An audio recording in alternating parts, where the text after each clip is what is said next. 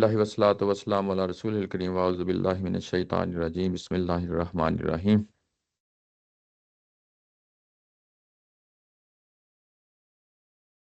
پچھلی دفعہ ہم آیا نمبر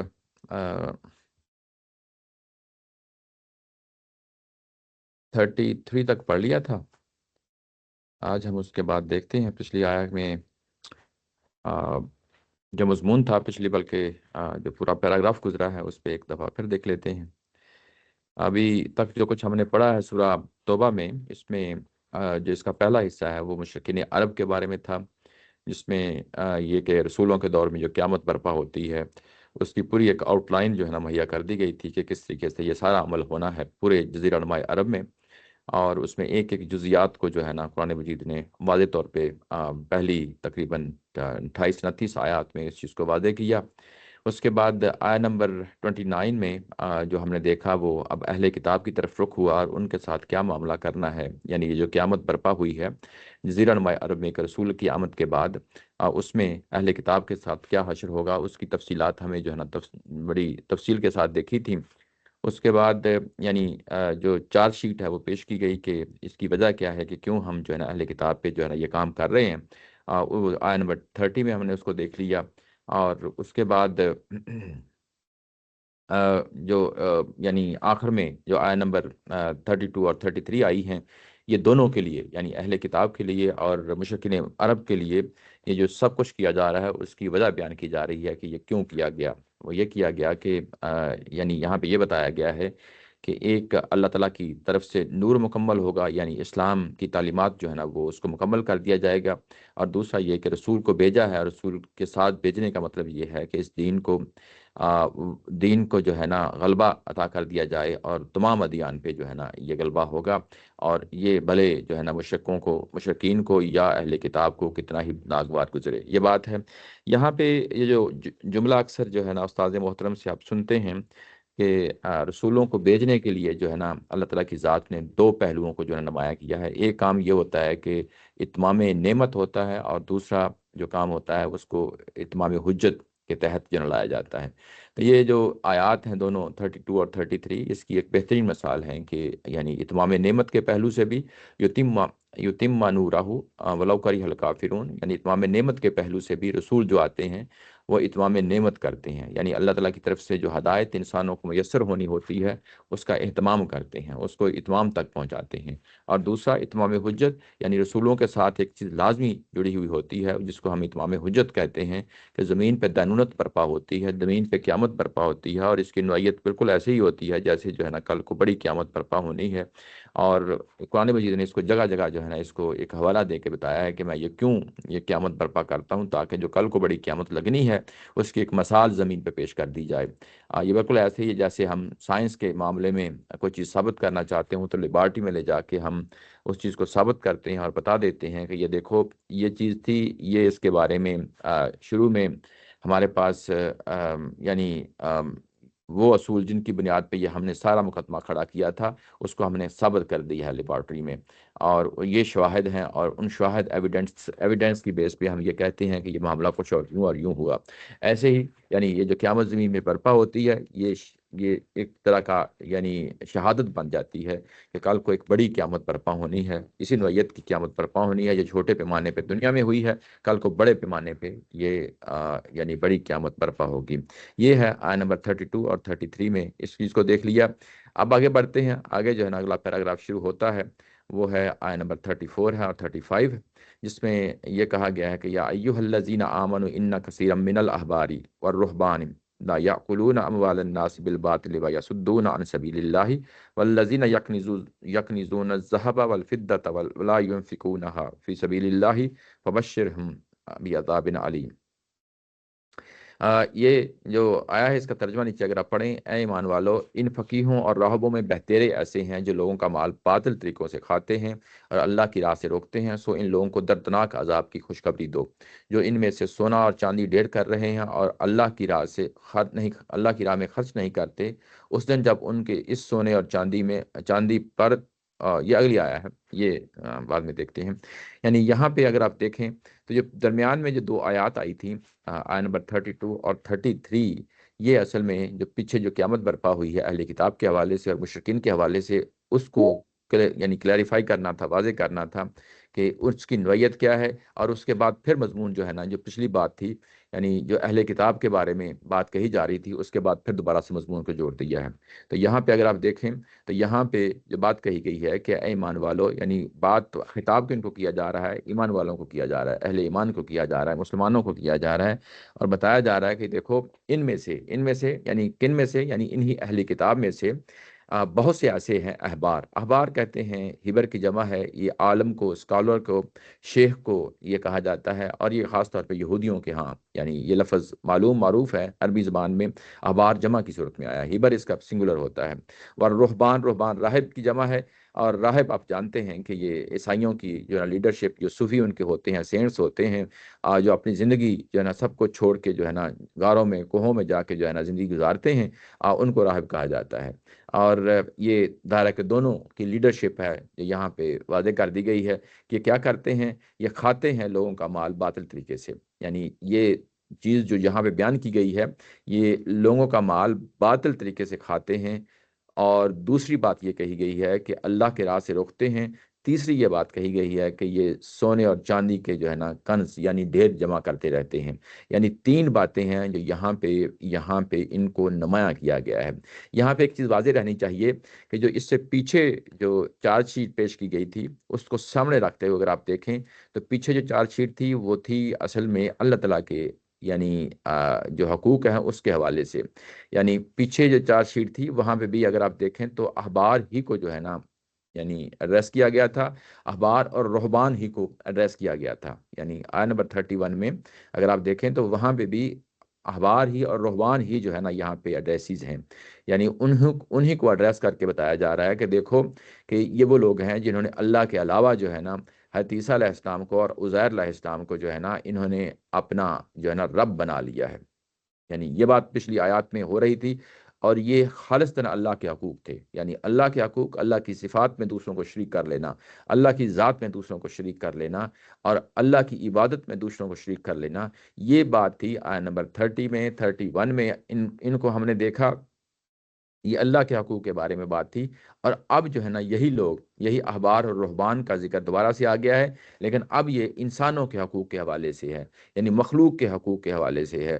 تو یہ ایک بڑی امپورٹنٹ پہلو ہے یہ کہنا کہ یعنی یہ جو قیامت برپا ہوتی ہے رسولوں کے دور میں، اس میں صرف یہی نہیں ہوتا کہ اللہ کے حقوق جو ہے نا وہ تلف ہو رہے ہوتے ہیں، بلکہ انسانوں کے حقوق بھی تلف ہو رہے ہوتے ہیں۔ یعنی یہی بات اگر آپ دیکھیں تو پچھلی جب مشرکین مکہ کے حوالے سے بات ہو رہی تھی تو وہاں پہ بھی انسانوں کے حقوق کے حوالے سے اللہ تعالیٰ کی ذات نے ذکر کیا تھا۔ آیت نمبر 8 اور 10 میں جا کے اگر آپ دیکھیں تو یہ چیز وہاں پہ واضح ہو جاتی ہے۔ وہاں پہ اگر آپ دیکھیں آیت نمبر 8 سے لے کے 10 تک، وہاں پہ اصل میں یہاں پہ عہد معاہدوں کی بات ہو رہی ہے۔ یہاں یہ کہا گیا کہ یہ دیکھیں، یہ تمہارے بارے میں بھی جو عہد معاہدے ہوتے ہیں اس میں یہ اگر تم پہ غلبہ پا لیں، یعنی تمہارے قابو میں، تم ان کے قابو میں آ جاؤ، تو یہ کسی قرابت کا لحاظ نہیں کریں گے، کسی عہد کا خیال نہیں کریں گے، اور اس کے بعد یہ کہ یہ کسی طور پہ بھی جو ہے نا یعنی بلکہ تمہاری دشمنی میں اس حد تک بڑے ہوئے ہیں کہ تمہارے ساتھ کچھ بھی کرنے کے لیے تیار ہیں۔ یعنی تو انفرادی طور پہ بھی آگے تک بات کی ہے کہ لا یارکبون فی مؤمن، یعنی کسی مومن کے بارے میں بھی جو ہے نا ان کے ہاں کوئی ایسا معاملہ نہیں ہے کہ جو انسانوں اور انسانوں کے درمیان یعنی ایک دوسرے کا تعلق ہوتا ہے، ایک دوسرے سے جو ہے نا رکھ رکھاؤ ہوتا ہے، اور ایک دوسرے کے رحم کے رشتے ہوتے ہیں، ماں باپ بہن بھائی، اور اس طرح ایکسٹینڈڈ فیملی سسٹم ہوتا ہے جس میں ایک دوسرے کا خیال رکھا جاتا ہے۔ تو یہ لوگ اگر یہ تم ان کے قابو میں آ جاؤ تو یہ کسی طور پہ بھی ان کا لحاظ نہیں کریں گے، بلکہ ہمیشہ تم پہ آگے بڑھ کے زیادتی کریں گے۔ یہ بات ہے آیت نمبر 8، 9 اور 10 میں جو ہے نا یہ ہم نے پیچھے پڑھی تھی۔ یعنی مشرکین مکہ کے بارے میں بھی جو ہے نا یہی بات کہی، یعنی یہ کہ انسانی حقوق اور اللہ کے حقوق، اللہ کے حقوق تو تلف ہوئے، اللہ کے رسول آ گئے، ہر طریقے سے بات واضح کر دی گئی، اس کے باوجود جو ہے نا وہ تکبر کے ساتھ ڈٹے رہے۔ یہ اللہ کے حقوق پہ ڈاکہ تھا جس کی بنیاد پہ جو ہے نا ظاہر ہے کہ زمین پہ قیامت برپا ہوتی ہے، لیکن اس کے ساتھ ساتھ جو ہے نا دنیاوی یعنی انسانوں کے درمیان جو معاملات ہوتے ہیں ان حقوق کو بھی اس قیامت میں جو زمین پہ برپا ہوئی اس کو شامل کیا گیا ہے۔ یہی بات ہے کہ جب ہم حضرت شعیب علیہ السلام کے بارے میں جب ہم پڑھتے ہیں کہ ان کی قوم پہ جب عذاب آیا تو اس میں ایک بڑی نمایاں چیز سامنے آ جاتی ہے کہ وہ ناپ تول میں کمی کرتے تھے۔ ایسے ہی جو ہے نا ظاہر ہے کہ حضرت لوط علیہ السلام ایک جو انسانوں اور مرد اور عورت میں جو تعلق ہوتا ہے اس کو وائلٹ کرتے تھے، یہ انسانوں کا معاملہ ہے۔ ایسے ہی اگر آپ دیکھیں تو دوسرے رسولوں کے بارے میں بھی آپ کو جو ہے نا کوئی ایسی چیز مل جائے گی جس کے انسان اور انسانوں کے حقوق جو ہے نا تلف ہو رہے ہیں، اور اس حوالے سے یہاں پہ باتیں جو ہے نا نمایاں ہو جاتی ہیں۔ تو یہاں پہ بھی اگر آپ دیکھیں تو اہل کتاب کے حوالے سے جو بات یہاں پہ کہی گئی ہے، وہ بات یہی کہی گئی ہے کہ دیکھو ان کے جو احبار ہیں اور رہبان ہیں، وہ لوگوں کا مال باطل طریقے سے کھاتے ہیں۔ باطل طریقے سے کھاتے ہیں، یہ بات عمومی مشاہدے کی بات ہے کہ کس طریقے سے باطل طریقے سے جو ہے نا یہ جو مذہبی لیڈرشپ ہوتی ہے کیسے جو ہے نا باطل طریقے سے لوگوں کا مال کھاتی ہے۔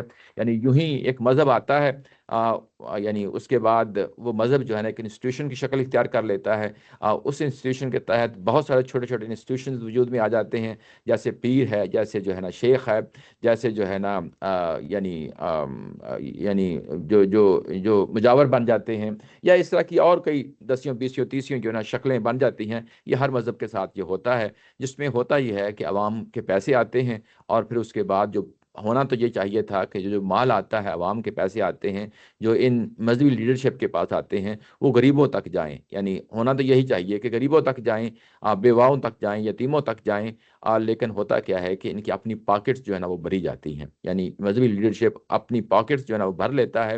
تو یہ اس کے لیے یہاں پہ یہ لفظ استعمال کیا گیا ہے بالباطل، یعنی وہ باطل طریقوں سے مال جو ہے نا کماتے ہیں، کھاتے ہیں، اور ان کا پھر ظاہر ہے کہ اوڑھنا بچھوڑنا ہی یہی بن جاتا ہے کہ جو مال دوسروں کی طرف سے آتا ہے اس کو ہیلے بہانوں سے ان سے جو ہے نا ان کے دسیوں راستے تلاش کر لیتے ہیں، جس طریقے سے جو ہے نا یعنی لوگوں کو یہ باور کرایا جاتا ہے کہ جو کچھ آپ ہمیں دیتے ہیں یہ اللہ کی راہ میں دیتے ہیں، حالانکہ وہ جو کچھ بھی آ رہا ہوتا ہے وہ باطل طریقوں سے مال آ رہا ہوتا ہے۔ انسان جو ہے نا اپنی کاروبار کرتا ہے، تگ و دو کرتا ہے، محنت کرتا ہے، جاب کرتا ہے، یہ حلال اور جائز طریقہ ہے، لیکن یہ کہ لوگوں کے مال پہ یعنی مذہبی لیڈرشپ ہوتے ہوئے لوگوں کے مال کو اس طریقے سے ہڑپ کرنا، یہ جو ہے نا باطل طریقے سے مال جو ہے نا کھایا جاتا ہے۔ یہ ہمارے ہاں بھی یہ ایک جو ہے نا مسئلہ بن گیا ہے۔ یعنی یہ ایسا نہیں ہے کہ صرف انہی اہل کتاب کے ساتھ خاص تھا، اگر ہم اپنے ارد گرد ماحول میں دیکھیں تو ہمارے ساتھ بھی کم و بیش اس طرح کی صورتحال جو ہے نا پائی جاتی ہے۔ اچھا، لیکن جب یہاں پہ کہا گیا کہ یہ مال باطل طریقے سے کھاتے ہیں، اس چیز کو یہاں پہ نمایاں کیا، اور یہ کہ جی اس کے بعد یہ کہا گیا کہ اللہ کے راستے سے یہ روکتے ہیں۔ اللہ کے راستے سے روکنے کا کیا مطلب ہے؟ مطلب یہ ہے کہ جب ان کی ایک انسٹیٹیوشنز بن جاتے ہیں، ایک لیڈرشپ بن جاتی ہے، اور اس کے بعد ہونا تو یہ چاہیے تھا کہ یہ اللہ کے راستے کی طرف لوگوں کو بلاتے، لیکن عملاً جو ہے یہ صورتحال یہ بن جاتی ہے کہ وہ خود رکاوٹ بن جاتے ہیں۔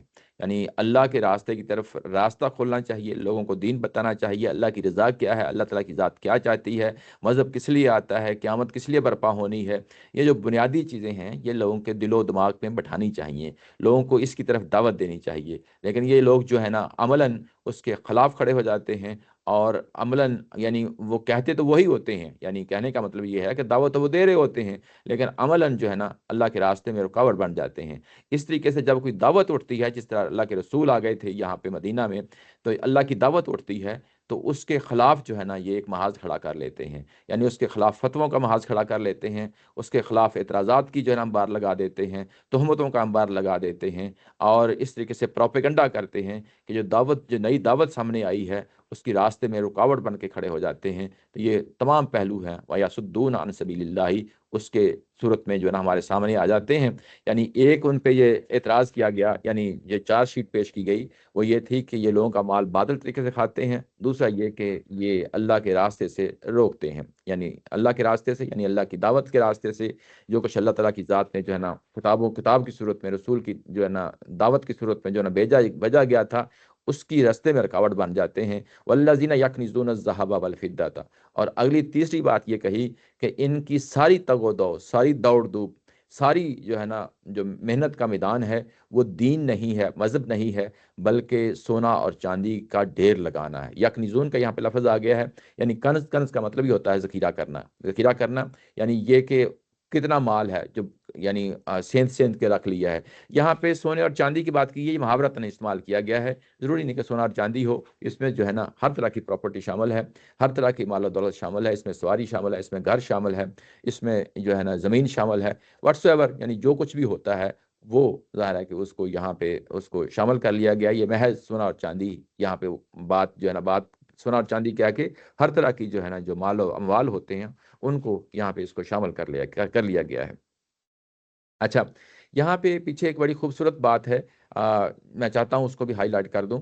جب یہ ظاہر ہے کہ چارج شیٹ پیش کی جا رہی ہے تو اس میں یہ نہیں کہا کہ یہ سارے کے سارے ایسے کرتے ہیں۔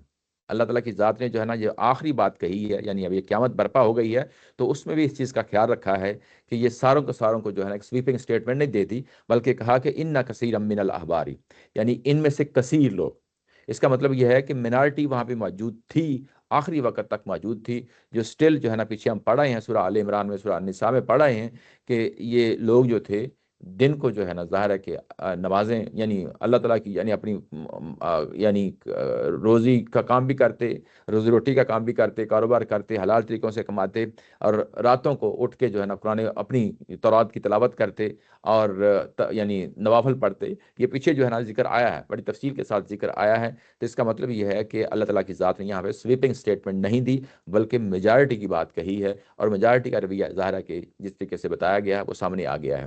اس میں ایک پہلو یہ پہلو کہ یہ سب کے لیے سویپنگ سٹیٹمنٹ نہیں ہے، بلکہ کچھ ایکسیپشنز ہیں۔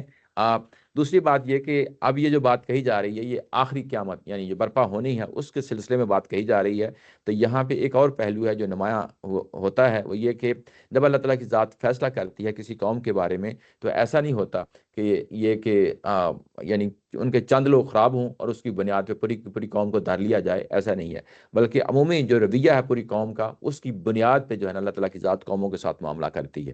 یعنی اگر قطع نظر اس چیز کے یہاں اہل کتاب ہے، کوئی اور قوموں کے عروج و زوال کا معاملہ بھی کرنا ہو تو وہاں میں بھی عمومی جو رجحان بنا ہوا تھا قوم کا اس کو جو ہے نا سامنے رکھتے ہوئے اللہ تعالیٰ کی ذات جو ہے نا فیصلہ کرتی ہے۔ تو جب رسولوں کے دور میں قیامت برپا ہوتی ہے تو اہل کتاب میں سے جب ان پہ کوئی جو ہے نا کوئی کارروائی کرنی ہے تو اس میں بھی اس چیز کو سامنے رکھا جاتا ہے کہ ان کی بحثیت مجموعی ان کا مزاج کیا ہے۔ تو یہاں پہ بحثیت مجموعی مزاج کی بات کہی جا رہی ہے، بلکہ ایکسیپشن جو ہے نا وہ ہمیشہ ہوتی ہیں، اور یہاں پہ بھی اللہ تعالیٰ کی ذات نے ایکسیپشن کے لیے رستہ رکھا ہے۔ اچھا، یہ بات رہے۔ اس کے بعد اگلی بات جو ہے کہ ولا ينفقونها فی سبیل اللہ، اور اس کو اللہ کے راستے میں خرچ نہیں کرتے۔ یہاں پہ جب یہ بات کہی تھی کہ والذین یکنزون الذهب والفضة ولا ينفقونها فی سبیل اللہ، یہ عمومی لب و لہجے میں بات کہی گئی ہے، والذین کہہ کے عمومی لب و لہجے میں بات کی گئی ہے۔ عمومی کا مطلب یہ ہے کہ اللہ تعالیٰ کی ذات چاہتی ہے کہ اس بات کو عام کر دیا جائے، صرف اہل کتاب تک محدود نہ رکھا جائے بلکہ اس کو محدود کر دیا جائے، لیکن کیونکہ کنٹیکسٹ ایسا ہے جس میں جو ہے نا بات انہی کی طرف جا رہی ہے، کنٹیکسٹ کو سامنے رکھتے ہوئے اس کو بات کو جنرلائز کر دیا جائے گا۔ یعنی بات یہ کہ جو جہاں پہ کہی جا رہی ہے وہ یہ ہے کہ والذین یکنزون الذهب والفضة ولا ينفقونها فی سبیل اللہ، اللہ کے راستے میں خرچ نہیں کرتے۔ ایک چیز ہوتی ہے زکوٰۃ، ایک چیز ہوتی ہے انفاق فی سبیل اللہ۔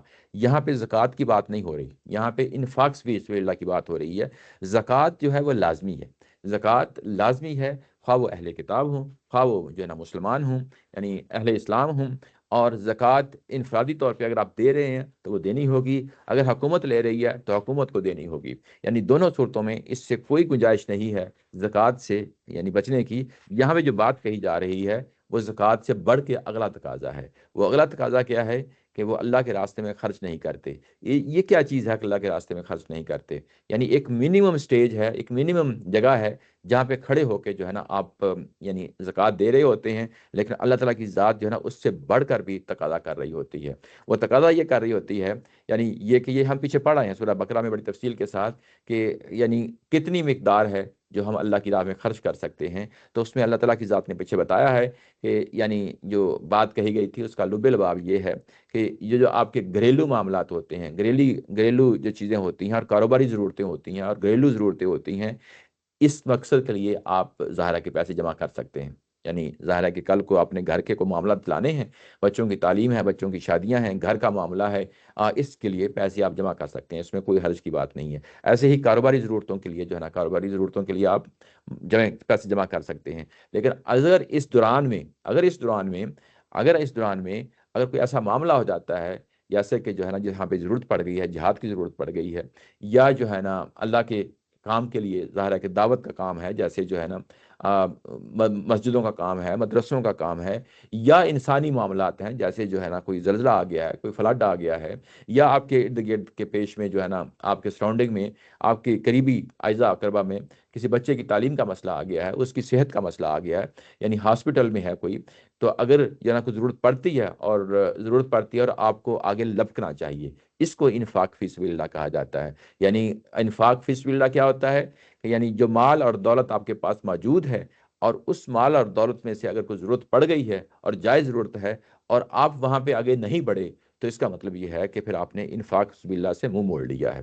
یعنی آپ کو معلوم ہے کہ یہ کام مجھے کرنا چاہیے اور آپ کے پاس گنجائش بھی ہے وہ کام کرنے کے لیے، اس کے باوجود بھی منہ موڑ جاتے ہیں، تو یہ اصل میں یکنزون الذہب والفضہ کی جو ہے کیٹیگری میں آپ اس میں آ جاتے ہیں۔ یعنی اصل میں یہ ہے کہ اب آپ کو مال اپنا یعنی اہم ہو گیا ہے، مال کی اہمیت جو ہے نا اب آپ بڑھ گئی ہے، جبکہ اللہ کے کام کی ضرورت یا انسانوں کے کام کی ضرورت جو ہے آپ نے اس کو اگنور کر دیا ہے۔ تو یہ بات ہے جس کو یہاں پہ جنرلائز کر کے قرآن مجید نے کہا ہے کہ والذین یکنزون الذہب والفضة ولا ينفقونها فی سبیل اللہ، اللہ کے راستے میں خرچ نہیں کرتے، تو اگر نہیں کرتے تو پھر اس کے بعد کیا ہے فبشرہم بعذاب علیم، تو ان کے لیے عذاب علیم کی بشارت ہے۔ مطلب یہ ہے کہ یہ جو دنیا کے اندر جو بشارت تم حاصل کرتے ہو، مال و دولت دے کے خوشی تم کو حاصل ہوتی ہے، یعنی مال و دولت کو دیکھ کے یہ خوشی حاصل ہوتی ہے، یہ ایک دوسری خوشی میں بدل جائے گی۔ یہاں پہ جو بات کہی گئی ہے، یعنی بات کیا کہ الٹی بات جو ہے نا، جو ہوتا ہے نا سرکازم جو ہے جس میں ایک بات کہی جاتی ہے اور میننگ اس کا الٹ لیا جاتا ہے، یہ ایگزیکٹلی وہی بات ہے کہ جو دنیا کی جو چیزیں دیکھ کے تم خوش ہوتے ہو، یہ خوشی کسی اور چیز میں بدل جائے گی۔ وہ کیا بدل جائے گی؟ وہ عذاب علیم کی صورت میں جو ہے نا تمہیں وہ خوشی دیکھنی ہوگی۔ تو ان کو بشارت دے دو، یعنی کس چیز کی بشارت دے دو؟ حالانکہ یہاں پہ کہنا یہ چاہیے تھا کہ ان کو عذاب علیم کی سے وارننگ، یعنی وارن کر دو۔ یہ وارننگ کی صورت میں نہیں ہے بلکہ بشارت کی صورت میں ہے، تنزیہ یعنی اس میں جو ہے نا جی جی جی جی اس میں تو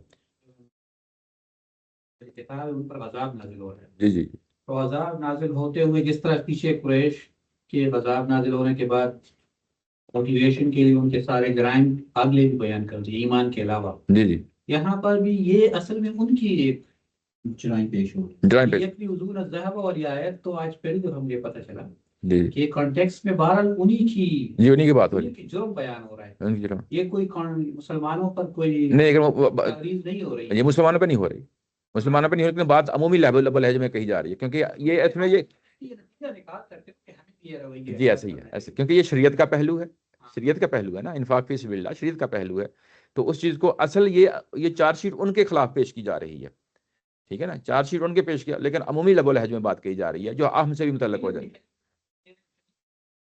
شریعت زکوٰۃ ہے، لیکن زکوٰۃ کے معاملات میں اخلاقی معاملات ہیں نا، یعنی وہ اخلاقی معاملات بھی شریعت، یعنی آپ جب یہ کہتے ہیں کہ نماز پڑھو اور نوافل پڑھو، فرض نماز پڑھو اور نوافل پڑھو، تو نوافل کیا شریعت کا ایسا نہیں ہے؟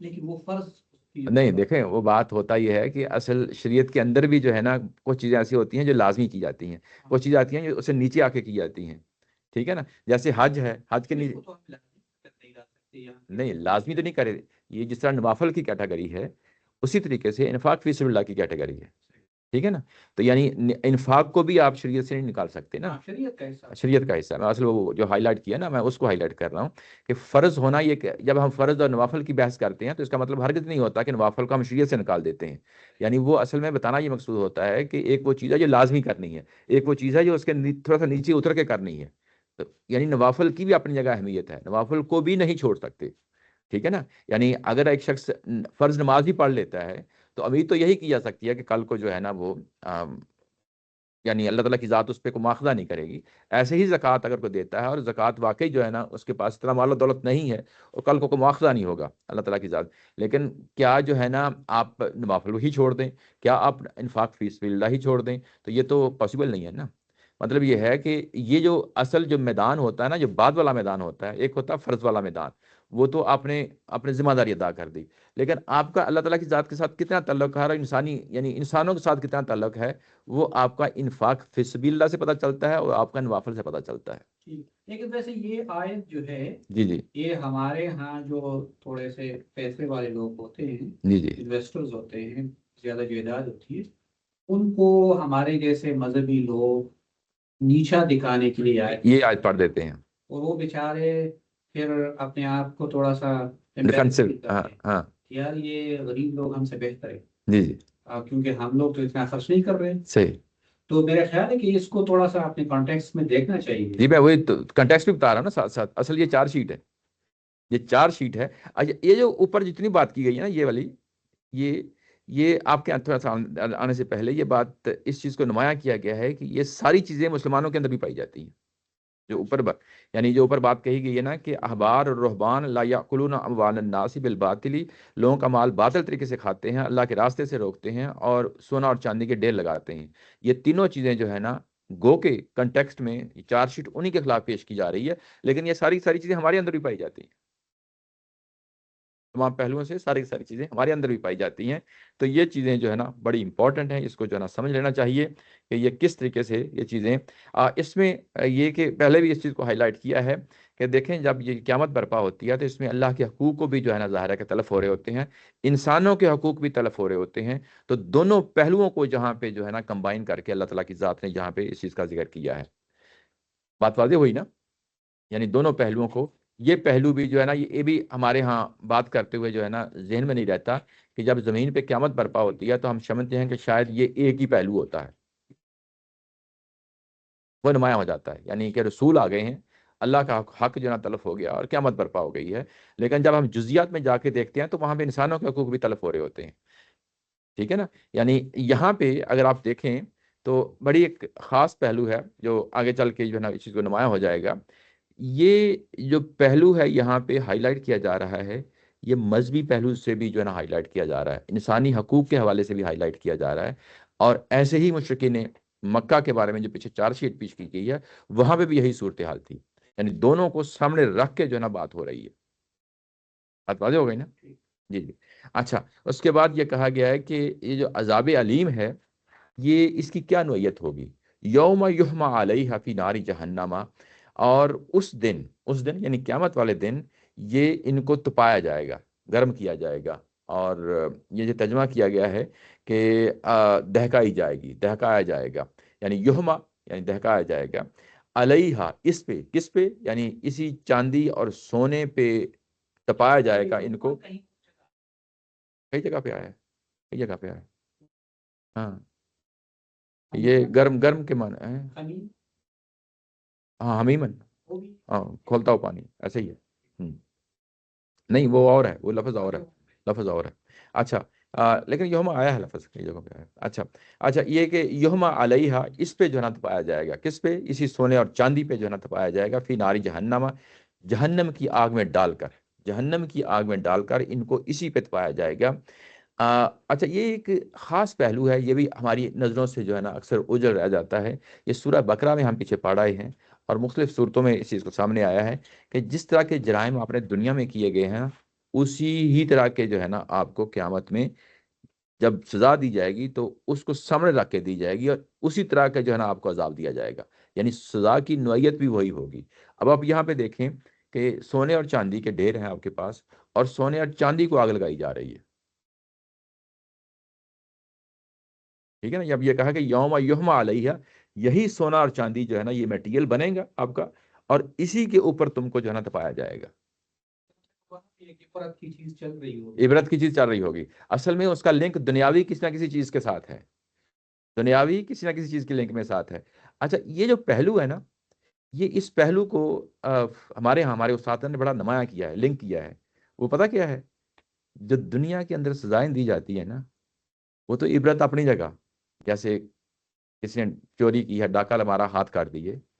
کسی نے زنا کیا اس کو سرٹن کوڑے مار دیے. ٹھیک ہے نا؟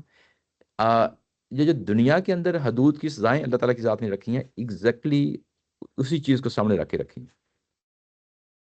یہ دونوں چیزیں آپس میں ایسے لنک ہوتی ہیں، بڑا ورژن وہ ہے. تو یعنی یہ کہ جو دنیا کی سزائیں ہیں نا جب یہ کہا جاتا ہے کہ یار یہ اتنی بڑی سزا کسی کو دے دی جائے، ہاتھ کاٹ دیا جائے، کہا جاتا ہے نا یہ کہ اتنی بڑی سزا جو ہے نا دی جائے. کسی نے ریپ کیا ہے تو مطلب اس کو موت، یا کسی نے قتل کیا تو قتل کے بدلے میں قتل کر دیا جائے. تو یہ اتنی بڑی سزا عمومی طور پہ یہ سوال کیا جاتا ہے نا. تو اصل میں یہ اہل ایمان کے لیے جو کل کو سزا ہونی ہے، قیامت والے دن ہونی ہے، اس کا ایک جھلک دنیا میں دکھا دی جائے. یہ اس پہلو سے قرآن مجید نے اس کو اس طریقے سے ہائی لائٹ کیا ہے. جبکہ دوسرا جو پہلو ہے عبرت والا، وہ تو دنیاوی پہلو ہے. یہ وہ جو آپ کی بات اس لیے صحیح ہے نا، جی جی کیونکہ اگر یہ آخرت کے ساتھ ہم اس کو نہیں جوڑیں گے، ہاتھ کاٹنا اور یہ سارا، جی تو یہ بڑی خطرناک سزائیں لگتی ہیں. ایسے ہی ہے، ایسے ہی ہے. ہم انسان، میں تو نہیں ہضم کر سکتا. جی کوئی اکثر دیکھیں تو بڑا مشکل ہوتا ہے اس کا ہضم کرنا. اس کو اللہ تعالیٰ کی طرف سے شریعت کے طور پر ہضم کرنا میرے لیے اچھا اچھا، ہم پتہ کیا کرتے ہیں دنیا میں ہاتھ کسی کا کاٹنا، لیکن اس کی پری کنڈیشن کیا ہے یہ دیکھیں. کس کی؟ وہ کچھ جس کی ہو. نہیں وہ جو ہاتھ کا دیکھیں، ہاتھ کاٹنا آپ یوں کہہ لیں کہ عمومی طور پہ جو ریاکشن آتا ہے کہ آپ کتنی بڑی بھی چوری کر لیں، کتنی بڑی بھی چوری کر لیں، لیکن کسی شخص کا عضو ہی جو نا کاٹ دیا جائے، ہاتھ کاٹ دیا جائے ساری زندگی کے لیے، یعنی ایک عبرت کی نشانی تو وہ بننا ہی بننا ہے دنیا میں. لیکن اس کے پیچھے کیا لاجک ہے؟ وہ لاجک جو ہے نا، یہ سورہ جہاں پہ ذکر آیا سورہ مائدہ میں ہاتھ کاٹنے کا، وہاں اللہ تعالیٰ کے ساتھ نے خود بتا دیا ہے کہ یہ اصل میں بیسیکلی اسی کی ایک جھلک ہے جو قیامت والا دن جو ہے نا ہمارے دنیاوی سزا ہے نہیں اصل میں. یہ دنیاوی، ہاں یہ اصل میں دنیاوی سزا نہیں ہے. ہمارے ہاں جو عمومی طور پہ فقہی نقطہ نظر ہے یا عمومی طور پہ لوگوں کو بتایا جاتا ہے، اس میں عمومی طور پہ ہوتا ہے کہ یہ دنیاوی سزا بن جاتی ہے. پھر اس دنیاوی سزا کو ہم سیکولر سزاؤں کے ساتھ کمپیریزن کرتے ہیں. یہ بات سرے سے غلط ہے. یعنی سیکولر سزاؤں کے ساتھ اس کا کمپیریزن ہو ہی نہیں سکتا، کیونکہ ایک چیز وہ ہے جو اللہ نے خود بیان کر دیا ہے کہ جو کل کو سزائیں تمہیں ملنی ہے قیامت والے دن، وہ دنیا کے اندر تمہیں پاک کر دیا جائے. اگر تم توبہ کرتے ہو، تم یعنی اللہ تعالیٰ کی طرف رجوع کرتے ہو اور اس سزا میں سے گزر جاتے ہو، تو کل والی پھر سزا جو ہے نا وہ بخش دی جائے گی، معاف کر دی جائے گی. ایک بات واضح ہو گئی نا؟ جی جی ایسے ہاں یہ بات بھی صحیح ثابت ہو جاتی ہے جی جی کہ چونکہ اس کو ہم آخرت کے ساتھ لنک کر رہے ہیں، تو جس شخص کو سزا دی جا رہی ہے، جو شخص سزا دے رہا ہے، پھر وہ جو سوسائٹی ہے، وہ دونوں آخرت پر ان کا ایمان بھی ہونا چاہیے. ایسا ہی ہے، ایسا ہی پھر وہ مسلمان بھی ہونا چاہیے. ایسا ہی ہے، ایسا ہی. تو یہ پہلو ہے، یہی جو آپ کے سامنے رکھا ہے. یہ آپ کو جو ہے نا ہمارے یعنی گاندھی صاحب اور امینہ حسن اصلاحی صاحب، یہ ان کی تفسیر میں اور ان کی کتاب جو ہے میزان، اس میں جگہ جگہ آپ کو یہ چیز آپ کو واضح ہوتی ہوئی نظر آئے گی. یعنی وہ جب یہ بتاتے ہیں کہ دنیاوی سزاؤں کے پیچھے لاجک کیا ہے، تو وہ قرآنی آیات ہی ہیں، اور وہ کس طریقے سے تمام کی تمام چیزیں آپس میں انٹر لنک ہوتی چلی جاتی ہیں. تو یہ آپ کے سامنے ابھی چیز جو آئی ہے، یہ اصل میں اسی طرح کی ایک کڑی ہے کہ یہ آپ کا سونا اور چاندی کے ڈھیر ہی ہیں جس پہ تمہیں تپایا جائے گا. یہ کوئی علیحدہ سے کوئی سزا نہیں ہوگی. بات سمجھ گئے نا؟ یعنی آپ کے اپنے کیے ہوئے اعمال ہیں جو آپ کے سامنے آ جائیں گے. یہ ایسے ہی ہے، بتوں کی جو پوجا کی جاتی ہے، کہا جاتا ہے کہ بت بھی جو ہے نا اسی کے جو ہے نا آگ بن جائیں گے وہاں پہ. یعنی پتھر جو ہیں بتوں کے جن کی مورتیاں ہیں، وہ بھی اسی طریقے سے تپائی جائیں گی اور تمہیں جو ہے نا اس پہ تپایا جائے گا. سورہ بقرہ میں آیا ہے نا. تو اصل میں دیکھیں، آپ نے جو کچھ بھی کیا ہے دنیا کے اندر، وہی آپ کو بیسیکلی سزا مل رہی ہے آخرت میں، ہر لحاظ سے، ہر لحاظ سے. خواہ وہ مال و دولت ہے، خواہ وہ مورتیاں ہیں، خواہ ایکس وائی زیڈ جو کچھ بھی ہے، آپ کو اسی ہی کی سزا جو ہے نا وہاں پہ ملے گی قیامت والے دن. یہ مطلب ہم لوگ اس کو آئسولیشن میں، جی جی جی جی ہاں یہ ہے کہ مطلب یہ کہ وہ کانٹیکٹ کے بغیر مسئلہ تھا، ہاں بغیر کانٹیکٹ کے وہی آیتیں کوٹ کر دیتے ہیں، اور پھر وہ جتنے بھی لوگوں کے پاس مطلب جو تھوڑا ہائی سوسائٹی کے لوگ ہوتے ہیں، ان کو ڈائریکٹ یہ ہٹ کرتی ہے نا بیسک. ہاں تو پھر وہ کہتے ہیں کہ ہم نے کوئی اور کام نہیں کرنا، انہیں کو پیسے دے دو. ہاں اچھا، اس میں اچھا ہاں اصل میں اس میں جو ہے نا جو عام لوگ ہیں وہ تو ٹارگٹ نہیں کیا قرآن نے، کیا ہی مولویوں کو ہے یہاں پہ، علماء کو.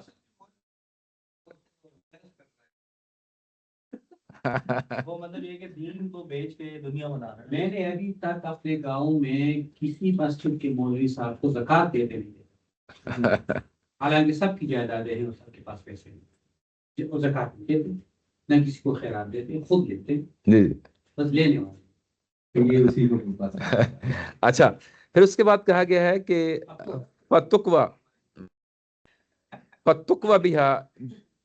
بہا جباہہم و جنوبہم و ظہورہم، اور اس کے ساتھ ان کو داغا جائے گا. یہ تقوا کا جو لفظ ہے نا، یہ مکوا یعنی یہ جو ہوتی ہے نا استری اس کو کہا جاتا ہے عربی زبان میں موجودہ میں، یہ وہی لفظ ہے. فتقوا یعنی اس کے ساتھ داغا جائے گا. استری کے ساتھ کپڑے داغے جاتے ہیں نا، تو داغا جائے گا. تو اس کے ساتھ یعنی اسی ہی جو آگ لگی ہوگی، سونے اور چاندی کے ڈھیروں کی آگ لگی ہوگی، اس کے ساتھ داغا جائے گا. کن چیزوں کو داغا جائے گا؟ ان کی پیچھانیوں کو داغا جائے گا.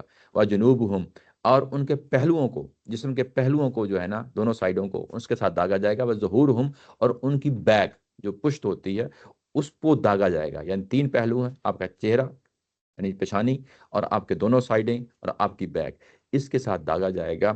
ہاذا ما کنزتم، یہ وہ چیزیں تھیں جو تم نے ڈھیر لگائے تھے دنیا کے اندر، لی انفسکم، اپنی ذات کے لیے. نہ اللہ کو سامنے رکھا، نہ انسانوں کو سامنے رکھا، ڈھیر لگائے تھے، اپنی ذات کے لیے لگائے تھے. فذوقوا، اب مزہ چکھو اس چیز کا.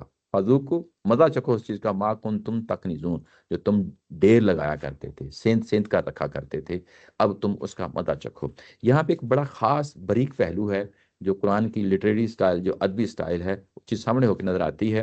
یہ جو جب یہ کہا ہے کہ جباہہم، ان کی شیطانی سوری ان کی پیشانیوں کو جو ہے نا وہ داغا جائے گا. پیشانی عربی زبان کے اندر علامت ہے، یعنی ایک وقار کی، معاشرے کے اندر ایک وقار کی علامت ہے، عزت و احترام کی ہے. آپ کے پاس مال اور دولت ہے، آپ شریف ہیں، یعنی خاندانی طور پہ ہوتا ہے، ظاہر ہے کہ قبائلی سسٹم میں. ہاں یعنی وہ تو یعنی عمومی میں بات کر رہا ہوں. یہ تو ظاہر ہے کئی محاورے ہیں پیشانی کے حوالے سے، کہ جب پیشانی کی بات ہوتی ہے تو جسے کہتے ہیں سر بلند ہو گیا، یا ہماری اردو محاورے میں، یا عربی محاوروں میں جو پیشانی ہوتا ہے نا، چہرہ ہوتا ہے، یہ اللہ کا چہرہ بھی ہم کہہ دیتے ہیں. تو یہ چہرہ ہوتا ہے، یہ آپ کی پوری شخصیت کی نمائندگی کر رہا ہوتا ہے، پوری شخصیت کی نمائندگی کر رہا ہوتا ہے. آپ کی پیشانی پوری شخصیت کی نمائندگی کر رہی ہوتی ہے. آپ کون ہیں وہ آپ کی شخصیت سے اس کا اظہار ہوتا ہے. تو بیسیکلی یہ جو جباہہم کا جو مطلب ہے، یہ اس میں تدبر قرآن نے اس چیز کو کھولا ہے، اور بڑے خوبصورت طریقے سے کھولا ہے، کہ یہ اصل میں معاشرے کے اندر آپ کا عزت اور مقام اور مرتبہ کا جو ہے نا ظاہر کر رہا ہے. انسان اپنی مال و دولت کیوں اکٹھی کرتا ہے؟ تاکہ اس کا وقار، روب، دبدبہ، فخر، یہ جتنی بھی چیزیں ہیں یہ معاشرے کے اندر قائم رہیں، معاشرے کے اندر قائم رہیں. اس کے بعد یہ ایک پہلو ہوتا ہے، یعنی ایک معاشرہ ہوتا ہے نا سامنے، لوگوں کو جو ہے نا یہ بتانا کہ میں ایک بلند تر مقام پہ کھڑا ہوں. ٹھیک ہے نا، یہ جباہہم سے آتا ہے. اچھا، ایک پہلو ہوتا ہے کہ انسان کمفرٹ ڈھونڈتا ہے مال و دولت سے، یہ بھی قدرتی بات ہے. کمفرٹ ڈھونڈتا ہے نا، مطلب کس طرح کمفرٹ ڈھونڈتا ہے؟ کہ اس کی رہائش ایک عمدہ رہائش ہو، اس کے اٹھنے بیٹھنے نشست و برخاست کی چیزیں جیسے صوفہ ہے، بیڈ ہے، بہترین ہوں، اعلیٰ ہوں. ٹھیک ہے نا، یعنی اس سے کیا چیز ملتی ہے؟ انسان کی جو سائڈیں ہوتی ہیں نا، یہ کہا گیا ہے کہ جنوبہم، ان کے پہلو، ان کی سائڈیں، اس کو کمفرٹ ملتی ہے. یعنی آپ سوتے ہیں صوفے پہ، کلین یعنی قالین پہ، یا اچھے بیڈ پہ جو ہے نا آپ سوتے ہیں، لیٹتے ہیں، بیٹھتے ہیں، تو یہ آپ کو ایک طرح کی کمفرٹ ملتی ہے. ظہورہم، یعنی آپ اس میں بھی اس چیز کا پورا خیال رکھتے ہیں کہ جس سے آپ کے جو پہلو ہیں اور آپ کی جو بیک ہے، یہ آپ کو انتہائی کمفرٹ ملے، ہر پہلو سے ملے. تو یہ اصل میں آپ کے معاشرے کے اندر مقام اور آپ کی ذاتی کمفرٹ، دونوں پہلوؤں کو سمیٹتے ہوئے کہا ہے کہ پھر جو ہے نا جو چیزیں دنیا کے اندر یہ تمہارے لیے فخر غرور کا باعث تھیں، دنیا کے تمہارے لیے آرام اور آسائش کا باعث تھیں، وہ چیزیں جو ہے نا ان سے تم کو داغا جائے گا. بات سمجھ گیا نا؟ دیکھو اس کو کس ڈیٹیل کے ساتھ قرآن میں غرور کو نیچے لایا جائے گا. اور جو کمفرٹ دنیا میں، کمفرٹ بیسیکلی ہے ہی نہیں ہے. یعنی یوں کہہ لیں کہ کمفرٹ انسان کوشش کرتا ہے اپنی توغہ، لیکن اگر اس کو ارد گرد کے ماحول میں کوئی جو ہے نا تکلیف، دکھ نظر آتا ہے تو وہ اس کو شیئر کرنا چاہیے، اپنے کمفرٹ میں سے نکل کے باہر آنا چاہیے، اپنی جو چیزیں ہیں آپ کے پاس موجود ہیں اس کو جو ہے نا لوگوں پہ خرچ کرنا چاہیے. اگر آپ یہ نہیں کر سکتے تو پھر ظاہر ہے کہ اس کے بعد اس کے کچھ نتائج ہیں، اور وہ چیزیں ہیں جس کو پھر نیچا کیا جا رہا ہے. تو یہ سزا جو قیامت والے دن تمہیں ملنی ہے، یہ اسی کا فذوقوا ما کنتم تکنزون. تو یہ بیسیکلی وہ جو میٹیریل چیزیں ہیں. اب دیکھیں میٹیریل چیز کا اور اس کے بعد جو نتائج ہیں، دونوں آپس میں کس طرح انٹر لنک ہو رہے ہیں. اصل میٹیریل چیز تو خود کچھ نہیں ہے جس کی بنیاد پہ سزا ملنی ہے. سونا اور چاندی سامنے ڈھیر لگا، اس سے کیا ہے؟ کچھ بھی نہیں ہوتا، نہیں ہوتا نا. اصل اس کا جب انسان کے ساتھ اس کا لنک آتا ہے، اس کی پوزیشن میں آتا ہے، اور انسان کے رویے کچھ ظہور پذیر ہوتے ہیں، وہ رویے ہیں جن پہ جو ہے نا اصل میں سزا ملنی ہے. بات واضح ہو گئی نا؟ اب رویے اگر درست سمت میں کھڑے ہو گئے ہیں تو مال و دولت کو جمع کرنے میں کوئی حرج نہیں ہے. میری بات سمجھ گئے نا؟ یعنی وہ بات جو میں پہنچانا چاہ رہا ہوں کہ اصل میں مال و دولت اٹ سیلف کچھ نہیں ہے، یعنی وہ میٹیریل چیزیں ہیں، کچھ نہیں ہے. اب اس کا تعلق انسان کے ساتھ جو ہی بنتا ہے، اور جو ہی انسان کے ساتھ بنتا ہے تو کچھ رویے ہیں جو نمودار ہوتے ہیں. وہ رویے ہیں اصل میں جس پہ جو ہے نا اکاؤنٹیبلٹی آتی ہے. جی جی میں وہی تو کہہ رہا ہوں نا کہ اگر آپ کے رویے اچھی جگہ پہ کھڑے ہیں تو آپ کو ریوارڈ کیا جائے گا، آپ کو جو ہے نا جزا دی جائے گی، آپ کو جو ہے نا یعنی بہترین معاوضہ دیا جائے گا. لیکن آپ کے رویے گندے ہیں، غلط ہیں، مال و دولت وہی ہے، مال و دولت وہی ہے، آپ کے رویے اچھے ہیں یا گندے ہیں. یہ رویوں نے فیصلہ کرنا ہے کہ آپ کس جگہ پہ کھڑے ہیں. یعنی محض آپ کے پاس سونا اور چاندی ہونا یہ کوئی بری بات نہیں ہے. اچھا اس میں جب دیکھتے ہیں جی جی تو رسول اللہ صلی اللہ علیہ وسلم نے تو فقر ہی کو جی ایسے ہی. ریفر کیا، لیکن جو صحابہ کرام ہیں اس میں بڑے زیادہ مالدار صحابہ حضرت عثمان غنی ہیں، عبد الرحمن بن عوف ہیں. جی جی اربوں کی. عربوں کی، ایسے ہی ہے. تو اس کے بارے میں یہ آیات تو وہاں بھی نازل ہوئی ایسے ہی ایسے. تو ایک خاص انڈرسٹینڈنگ تو بہرحال وہاں ہوگی صحابہ کرام کی رسول اللہ صلی اللہ علیہ وسلم کے ساتھ جی ڈائریکٹ لنک ہے ان کا. جی تو اس سے بھی ایک تصور ذہن میں آتا ہے کہ کیا کانٹیکس کیا ہے اور اس کو وہاں کیسے بٹانا ہے اور ذہن میں کیا اصل مائنڈ سیٹ ہے، اصل مائنڈ سیٹ ہے یہ. اصل میں جس چارج شیٹ پیش کی جا رہی ہے تو وہاں تو چارج شیٹ کے کنٹیکس میں یہ چیز واضح ہو جاتی ہے، کلیئر ہو جاتی ہے. ٹھیک ہے نا؟ اس کے بعد باقی جو چیزیں ہیں اپلیکیشن کی وہ ظاہر پرسن ٹو پرسن کچھ نہ کچھ ویری کرتی ہیں. یہ بات یہ سامنے رہے. یعنی اب آپ دیکھ لیں کہ یہ جو چارج شیٹ پیش کی گئی ہے اس میں اللہ کے حقوق بھی تلف ہوئے ہیں اور دنیا کے حقوق بھی، انسانوں کے حقوق بھی تلف ہوئے ہیں. دونوں کو سامنے رکھتے ہوئے یہ بات کہی گئی ہے. یعنی جیسے ہم کہتے ہیں نا کہ حضرت شعیب علیہ السلام کی قوم کے ساتھ معاملہ ہوا تو وہاں پہ تو ناپ تول کا معاملہ تھا نا، تو وہ بعض اوقات ایک پہلو زیادہ نمایاں ہو جاتا ہے. بعض جگہوں پہ اللہ کے حقوق زیادہ تلف ہو جاتے ہیں، بعض جگہوں پہ انسانوں کے حقوق زیادہ تلف ہو جاتے ہیں. تو دونوں کو ساتھ لے کے چارج شیٹ میں دونوں کو شامل کیا ہے اللہ تعالیٰ کی ذات نے. ایسا نہیں ہے کہ صرف میرے ہی حقوق تلف ہوئے ہیں تو اب اس پوری قوم کو اڑا دیا جائے، ایسا نہیں ہے. بات واضح ہو گئی نا؟ یعنی جو قیامت سنائی گئی ہے دنیا کے اندر سورۃ توبہ میں، اس میں دونوں کو سامنے رکھ کے ہوئے یہ بات کہی گئی ہے، ایک بیلنسڈ اپروچ کے ساتھ جو ہے نا بات کہی گئی ہے. یہ پوائنٹ ہے جس کو میں ہائی لائٹ کرنا چاہتا ہوں. بات واضح ہو گئی نا؟ یہ ہے. اچھا اس کے بعد آگے چلتے ہیں. اچھا اب آگے چل کے اب یہاں پہ بات مکمل ہو گئی ہے اہل کتاب کی. اہل کتاب کی بات جو ہے نا مکمل ہو گئی ہے. اہل کتاب کی جو بات تھی وہ شروع ہوئی تھی یہ آیت نمبر 29 سے جو ہے نا شروع ہوئی تھی. اس کے بعد چارج شیٹ پیش کی گئی. پہلے حصے میں جو ہے نا وہ اللہ کے حقوق کی بات کی گئی، اور اس کے بعد درمیان میں روک کے یہ جو بتایا گیا ہے کہ میں نے مشرکین عرب پہ کیوں سزا دی اور اہل کتاب پہ کیوں سزا دی، وہ آیت نمبر 32 اور 33 میں جو ہے نا اس کی وجہ بتا دی گئی. یعنی یہ بڑا ہی ریئر ہوتا ہے کہ اللہ تعالیٰ کی ذات کوئی حکم کرے، کوئی کام کروائے انسانوں سے اور اس کی وجہ نہ بتائے. قرآن مجید کی یہ خوبصورتی ہے. جب یہ کہا جاتا ہے کہ نماز ہم پڑھیں تو کیوں پڑھیں، وجہ بتائی جاتی ہے. روزہ رکھیں کیوں کریں، روزہ رکھیں اس کی وجہ بتائی جاتی ہے. زکوٰۃ دیں کیوں کریں، اس کی وجہ بتائی جاتی ہے. جہاد کے لیے نکلیں کیوں کریں، اس کی وجہ بتائی جاتی ہے. اب یہ دنیا کے اندر قیامت برپا ہوئی ہے، رسول کے دور میں قیامت برپا ہوئی ہے، اس کی وجہ تو بتائی جائے گی نا کہ کیوں کی گئی. تو وہ آیت نمبر آپ کو 32 اور 33 میں واضح ہو جاتا ہے یہ کیوں کام کیا جا رہا ہے، یہ سارا کا سارا. اچھا اس کے بعد کیونکہ درمیان میں موضوع اس طرح کا تھا، درمیان میں بات کر کے آگے پھر کنٹینیو کیا ہے اسی اہل کتاب کے ساتھ. یہ جو ابھی آپ کے سامنے یہ پڑھی ہے آیا، یہ اصل میں اوپر جو کنٹینیوٹی ہے آیت نمبر 29 چلی آ رہی تھی، اسی کی کنٹینیوٹی میں یہ بات ہوئی ہے. درمیان میں اللہ تعالیٰ کی ذات نے رو کے وجہ بتائی ہے کہ یہ دونوں عذاب کیوں آئے ہیں، اہل کتاب کے لیے کیوں آیا یا جو ہے نا مشرکین عرب کے لیے یہ عذاب کیوں آیا، درمیان میں رو کے اس کو بتایا ہے. اچھا اس کے بعد جب ایک بات مکمل ہوتی ہے قرآن مجید کے اندر کہ پاسبلٹی ہے وہ آیات الگ سے نازل ہوئے کسی دن جی جی اور پھر رسول اللہ صلی اللہ علیہ وسلم نے صحابہ کرام کو بتائی ہو، یہ ڈسکشن بھی ہوئی ہو، جی جی اور پھر اللہ تعالیٰ نے پھر یہی آیات دوبارہ نازل کر سارے امکانات ہیں اور رسول اللہ صلی اللہ علیہ وسلم نے اس کو اس کے نیچے رکھ دیا. سارے امکانات ہیں. لیکن قرآن مجید جب پڑھ رہے ہوتے ہیں تو پھر ہم جو ہے نا باہر کی کوئی چیز، جتنے بھی assumptions ہیں ڈیفینیٹلی پاسبلٹی ہے، اس کے پورے امکانات ہیں، اسے انکار نہیں کیا جا سکتا. لیکن جو یہاں پہ جو الفاظ آگے ہیں قرآن مجید کو، پھر ہم اس کو کنٹیکٹ سے الگ نہیں کر سکتے. اللہ تعالیٰ نے کر دیا ایسے ہی ایسے تو اس کو تو ہم لنک کریں گے ایسے ہی ایسے ہی. اچھا اس کے بعد ہوتا یہ ہے کہ کوئی متعلقہ چیز ہوتی ہے جو کوئی قرآن مجید کے اندر ایک بات مکمل ہو گئی، جس طرح ابھی دونوں کے بارے میں بات مکمل ہو گئی ہے. کن کے بارے میں؟ یعنی مشرکین عرب کے بارے میں مکمل ہو گئی، اہل کتاب کے بارے میں مکمل ہو گئی. بعض اوقات قرآن مجید میں ایسے ہوتا ہے کہ جو متعلقہ کوئی سوال آ گیا ہے یا کوئی اضافی بات کرنی ہے، جو اوپر بات ہو رہی تھی اس میں سے اضافی بات کرنی ہے، تو وہ آخر میں رکھ دی جاتی ہے. یا تو وہ سورہ کے آخر میں رکھ دی جاتی ہے، یا یہاں پہ جو بات مکمل ہو رہی ہے وہاں پہ ہی آخر میں رکھ دی جاتی ہے. تو یہاں پہ اگلی جو پیراگراف آ رہا ہے یہ اصل میں مشرکین عرب کے بارے میں ہے. مشرکین عرب کے بارے میں ہے. اوپر جو بات کہی گئی تھی مشرکین عرب کے بارے میں آیت نمبر 29 تک، اس میں اس چیز کو ہائی لائٹ، یعنی وہاں پہ نہیں کیا گیا تھا اور یہاں پہ آگے آ کے اس کو ہائی لائٹ کیا ہے. تو یہ اضافی بات ہے، اور لیکن ہے اسی تسلسل میں ہے، جو اوپر بات ہو رہی تھی اسی تسلسل میں ہے.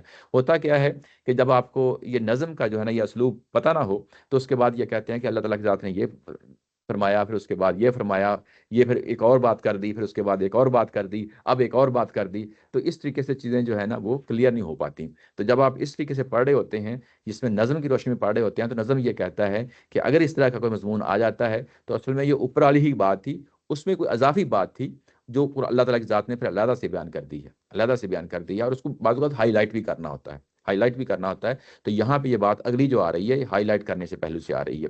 اچھا، اس میں یہ کہا گیا ہے، اگلی جو آیا ہے جو ابھی ہم پڑھنے لگے ہیں، اگلا پیراگراف ہے، یہ پھر جو ہے نا مشرکین مکہ سے ریلیٹڈ ہے. ان عدت الشہور عند اللہ حسن عشر شہرن فی کتاب اللہ یوم خلق السماوات والارض منها اربعۃ حرم ذالک الدین القیم فلا تظلموا فیہن انفسکم وقاتلوا المشرکین کافۃ کما یقاتلونکم کافۃ وَاعْلَمُوا أَنَّ اللَّهَ مَعَ الْمُتَّقِينَ. ترجمہ ہے نیچے، اے ایمان والو تم ان سے لڑو اور یاد رکھو کہ اللہ کے نزدیک جس دن سے اس نے زمینوں اور آسمان کو پیدا کیا، مہینوں کی تعداد اللہ کے نوشتے میں 12 ہی ہے، جن میں 4 مہینے حرمت والے ہیں، یہی دین قیم ہے. سو ان 4 مہینوں میں کسی کے خلاف اقدام سے اپنی جان پر کوئی ظلم نہ کر بیٹھو، اور مشرکوں سے خاص طور پر سب مل کر لڑو جس طرح وہ سب مل کر تم سے لڑتے ہیں. جان رکھو کہ اللہ ان کے ساتھ ہے جو زیادتی سے بچنے والے ہیں.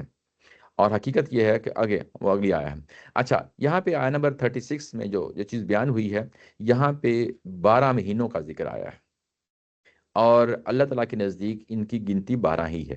عدت وہی عدت جو جس طرح ہم خواتین کے حوالے سے کہتے ہیں کہ جو ہے نا نکاح کے بعد ایک عدت ہے، یعنی اس کا مطلب گنتی ہوتا ہے، یعنی یہ کہ یعنی تعداد گنتی. تو اللہ کے نزدیک جو تعداد ہے مہینوں کی وہ 12 ہی ہے، 12 ہی ہے. اور یہ اللہ کی کتاب میں لکھی ہوئی چیز ہے. اللہ کی کتاب میں لکھی ہوئی چیز کیا ہے؟ مطلب یہ ہے کہ جب اس نے کائنات کو بنایا تو کسی رول اور اصول کے تحت بنایا.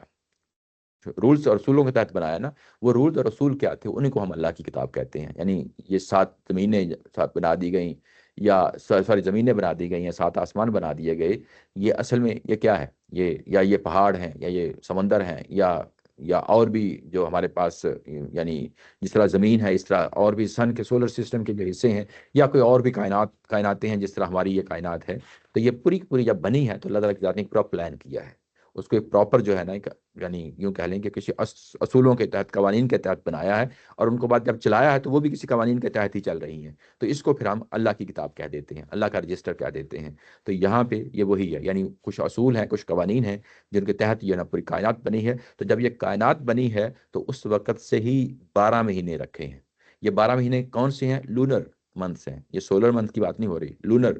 یعنی لونر کیا ہے؟ یعنی آپ کو معلوم ہے کہ وہ ایک مہینے میں پورا ہوتا ہے، یعنی اس کی پیدائش ہوتی ہے یعنی چاند کی، اور کسی سٹیج پہ جا کے چاند ختم ہو جاتا ہے. تو یہ ہمیشہ سے ایسا ہی رہا ہے، یعنی ڈے 1 سے ہی ایسا رہا ہے.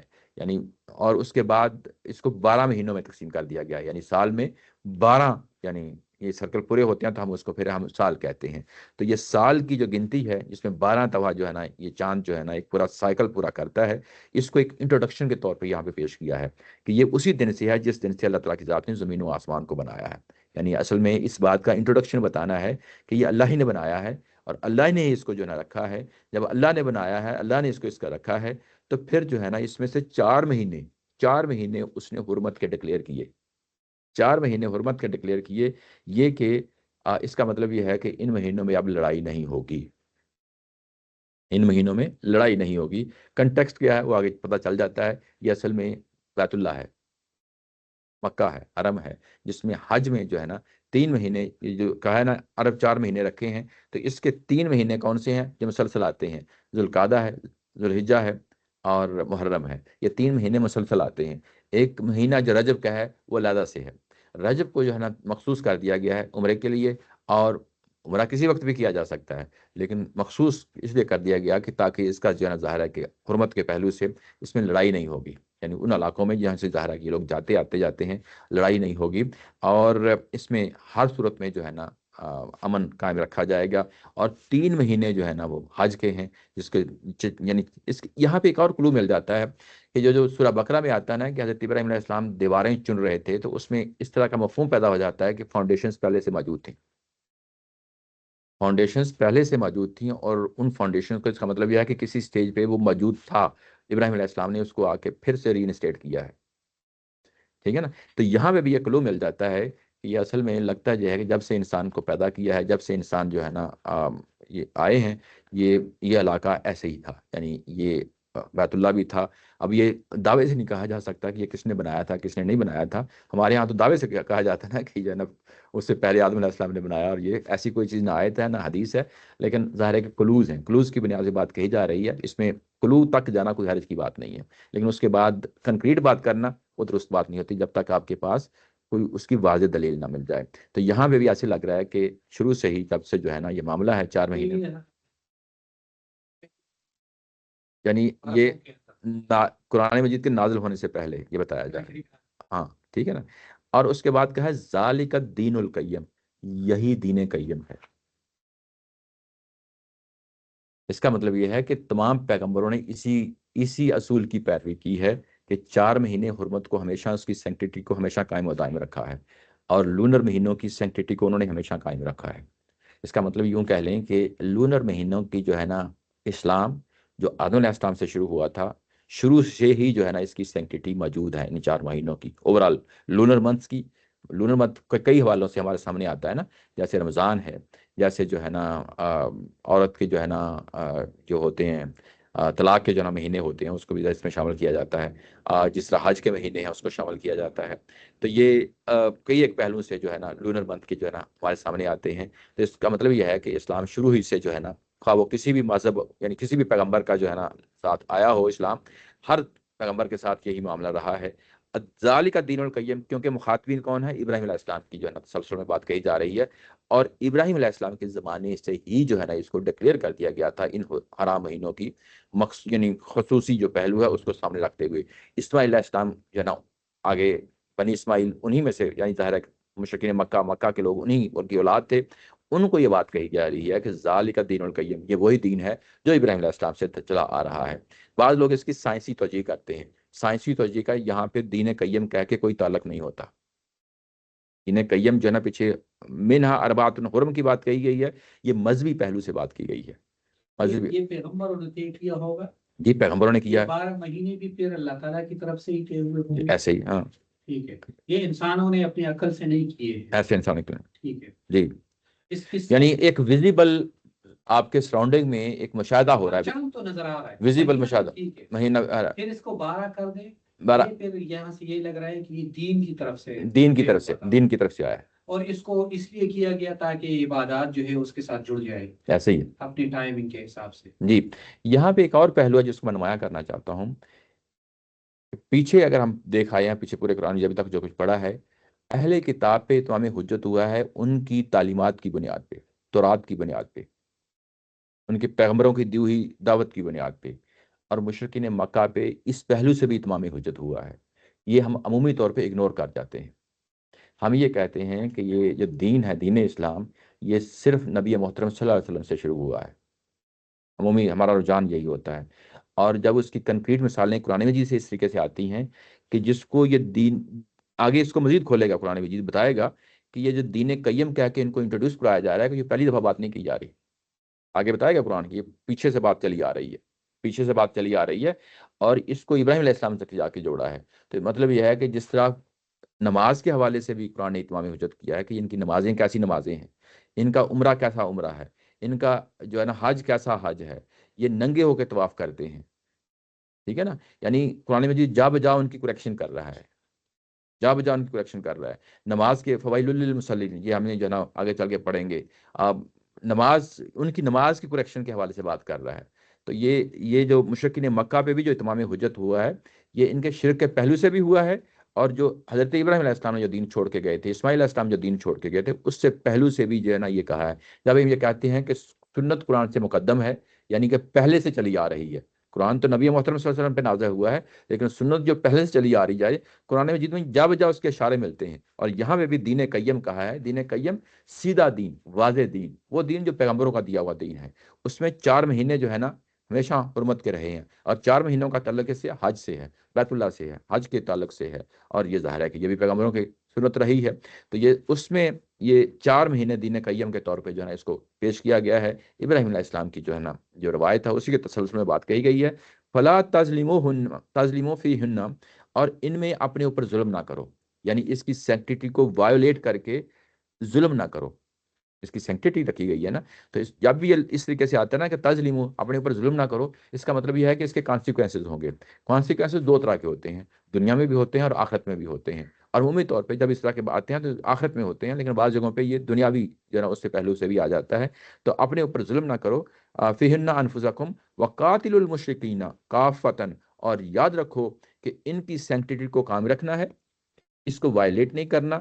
یعنی تم ان مہینوں میں جنگ کو انیشیٹ نہیں کر سکتے. یہ ہن ہننا ہننا یہ 4 مہینے یہ جمع جمع ہے، یہ فیل فیمیل ہے، اچھا وہ مؤنث ہے. مؤنث ہے. اردو میں مؤنث نہیں ہوتا ہے کہ اس میں مؤنث ہوتے ہیں مہینے. تو ان 4 مہینوں میں جو ہے نا تم نے اپنے اوپر ظلم نہیں کرنا، یعنی ان کو وائلیٹ نہیں کرنا سینکٹیٹی کو. اور اس کے بعد کیونکہ یہ بات کہی جا رہی تھی کس کنٹیکسٹ میں، کنٹیکسٹ بڑا امپورٹنٹ ہے. تو ان 4 مہینوں میں جو کہا نا وقاتل المشرکین کافتن، آپ نے ان 4 مہینوں میں لڑائی نہیں کرنی. اب جو پچھلے 4 مہینے نا ان کا کنٹیکسٹ بھی پتہ چل گیا ہمیں. یعنی ان میں 4 مہینوں میں تمہیں اس کی سینکٹیٹی وائلیٹ نہیں کرنی، مشرکین کے ساتھ تم نے قتال کرنا ہے. یہ قیامت برپا ہے، اس وقت قیامت برپا ہے. اور تمہیں کہا گیا ہے کہ جو ہے نا حج کے بعد، اعلان کرنے کے بعد تمہیں جو ہے نا ظاہر ہے کہ لڑنا ہے، ان کے ساتھ قتال کرنا ہے. بلکہ قتال کے تو ظاہر ہے پہلے سے جاری و ساری ہے، اعلان ہو چکا ہے قتال کا. تو ان 4 مہینوں میں، کیونکہ ابھی اعلان نہیں ہوا، ابھی وہ 9 ہجری کا حج کا اعلان نہیں ہوا، ابھی اسٹل جو ہے نا اس سے پہلے کی باتیں ہو رہی ہیں. ابھی وقاتل المشرکین کافتن، جو پورے جزیرہ نما عرب میں تم نے لڑنا ہے، ان مشرکین کے ساتھ تمہیں لڑائی جاری رکھنی ہے، لیکن ان 4 مہینوں کی سینکٹیٹی کو قائم رکھنا ہے. بات واضح ہو گئی. اب یہ پوری جو پورا پیراگراف ہے، یہ اوپر والی کنورسیشن کے ساتھ، بات کے ساتھ آٹومیٹکلی جا کے لنک ہو گیا ہے. یہ مشرکین عرب کے ساتھ جو ہے نا قتال کی باتیں ہو رہی تھیں، اس میں پھر جو ہے نا وہاں پہ اس طرح ہائی لائٹ نہیں کیا گیا تھا، ان حرام مہینوں کو واضح کر دیا گیا. یہاں پہ ایک اور بات ہے کہ جو بڑی امپورٹنٹ ہے، سورہ بقرہ میں بتایا گیا ہے کہ اگر وہ دوسرا فریق جو ہے نا جنگ شروع کر دے تو کیا پھر بھی ہم اپنی طرف سے اس کی سینکٹیٹی کو قائم رکھیں گے؟ قرآن نے کہا کہ نہیں، توڑا جا سکتا ہے.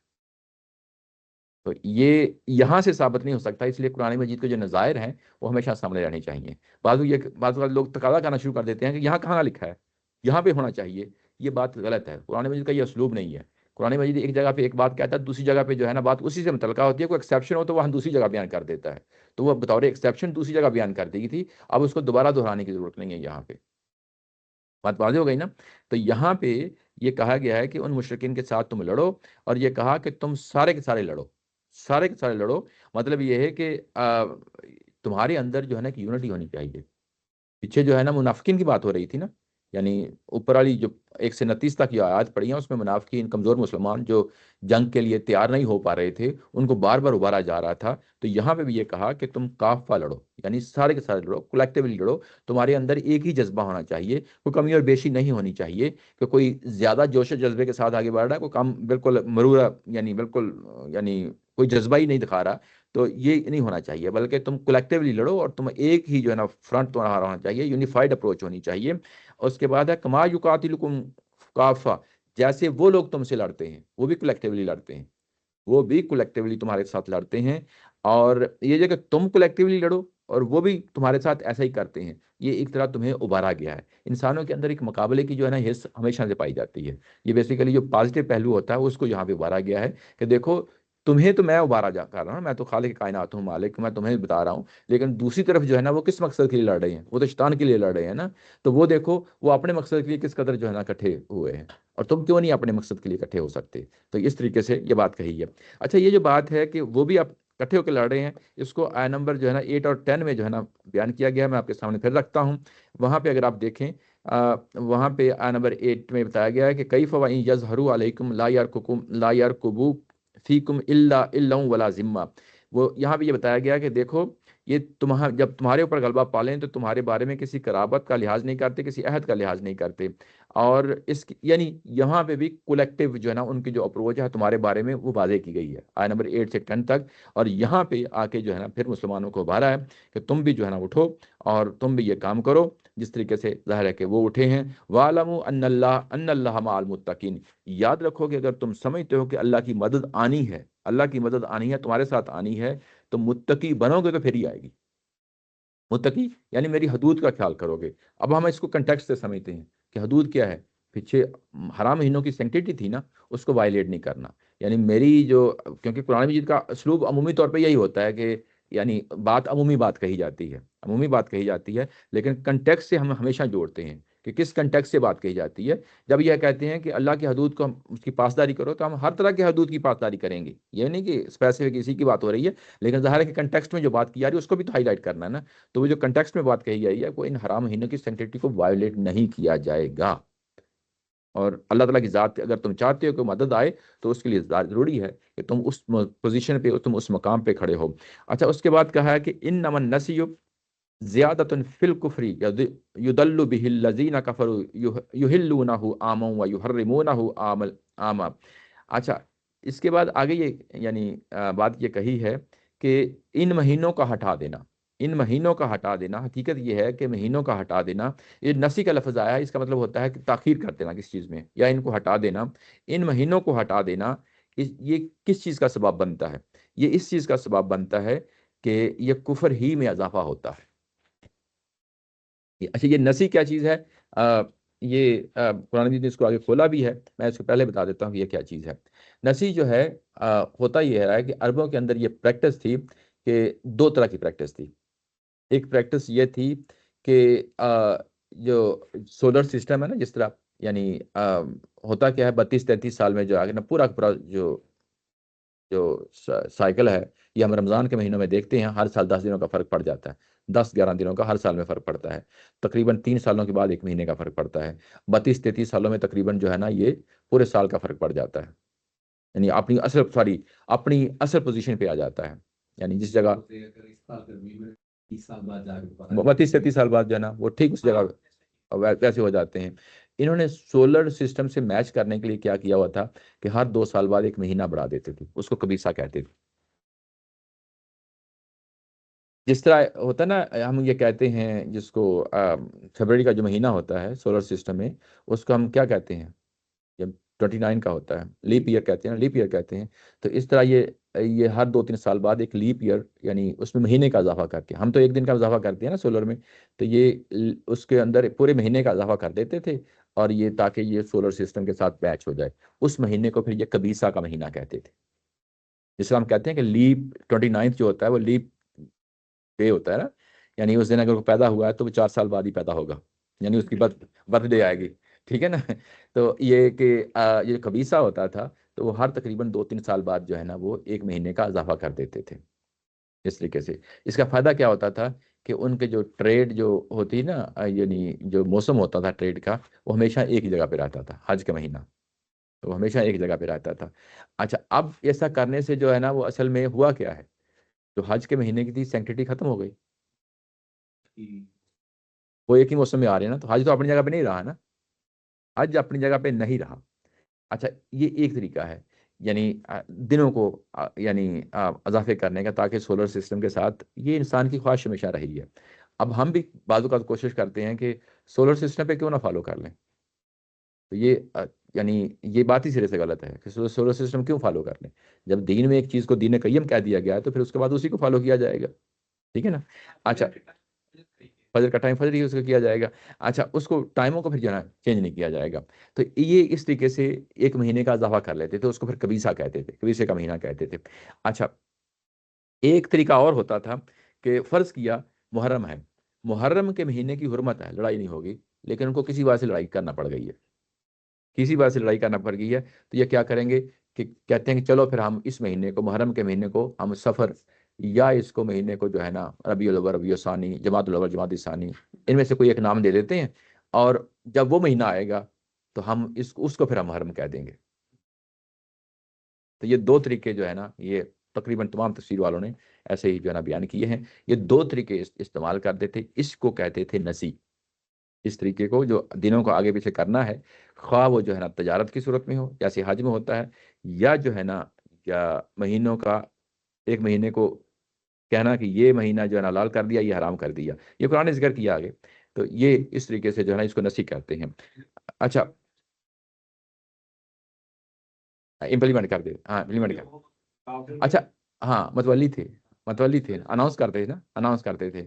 اچھا اس میں یہ بات کہی گئی ہے زیادتن فی الکفری, یہ تبھی بات ہو سکتی ہے کہ جب ان کو پہلے سے معلوم ہو, جب وہ ان کو معلوم ہے کہ یہ پہلے سے چلی آئی ہوئی روایت ہے ابراہیم علیہ السلام سے, اور اس میں ہم گڑبڑ کر رہے ہیں.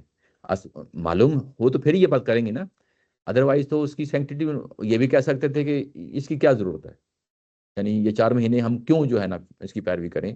لیکن وہ پیروی کر رہے بھی ہوتے تھے, کر رہے بھی ہوتے تھے, اور اس کو وائلیٹ بھی کر رہے ہوتے تھے. یعنی یہ اصل میں بدعت کہلاتی ہے, بات سمجھ رہے ہیں نا.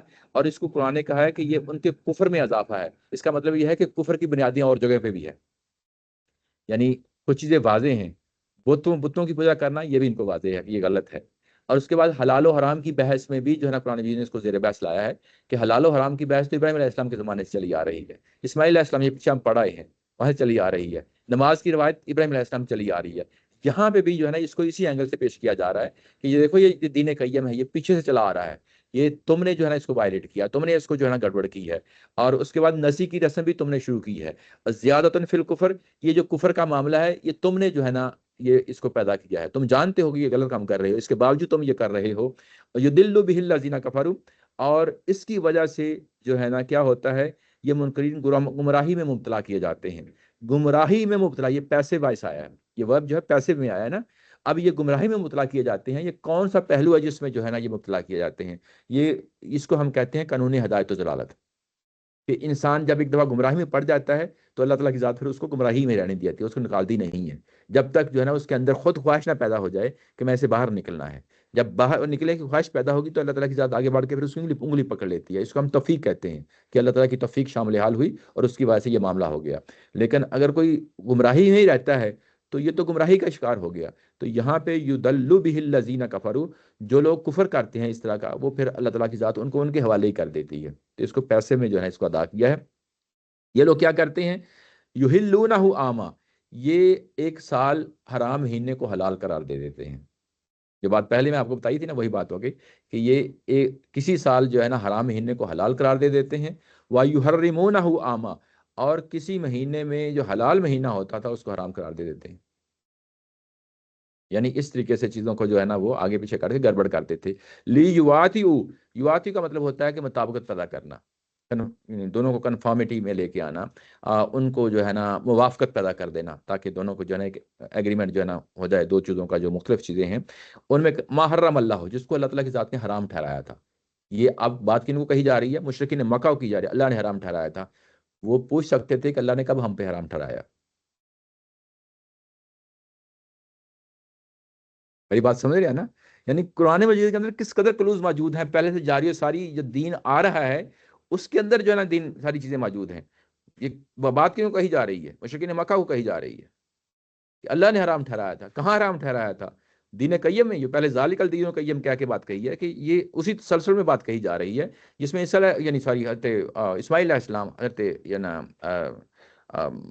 حضرت ابراہیم علیہ السلام کے زمانے سے یہ معاملہ چلا آ رہا ہے. فَيُحِلُّ, اور اس کے بعد ما حرم اللہ, اور جو اللہ نے حرام ٹھہرایا اس کو حلال قرار دیتے ہیں. یہ کیسے ہو سکتا ہے؟ یعنی حلال و حرام قرار دینا شریعت میں یہ صرف اللہ کی ڈومین ہے, انسانوں کی ڈومین نہیں ہو سکتی. یعنی کوئی شخص بھی جو ہے نا اس کو تبدیل نہیں کر سکتا. یعنی جو چیز اللہ تعالیٰ کی ذات نے جیسے ڈیفائن کی ہے ویسے ہی اس کی پیروی کی جائے گی, اسے باہر نہیں نکلا جائے گا. تو جب انسان اپنے طور پہ کوشش کر دیتا ہے، چیز کو چینج کر دیتا ہے، تو گویا کہ وہ اللہ کی بنائی ہوئی چیزوں میں جو ہے نا، اللہ کی دی ہوئی چیزوں میں جو ہے نا، وہ اس میں مداخلت پیدا کرنا شروع کر دیتا ہے، اور وہ دین قیم نہیں رہ جاتا۔ یہ بات ہے یہاں پہ ہائی لائٹ کی جا رہی ہے، اور آپ کے سامنے میں نے اس کو رکھی ہے۔ زین لہم، جی جی جی جی جی، یہ کس کی طرف؟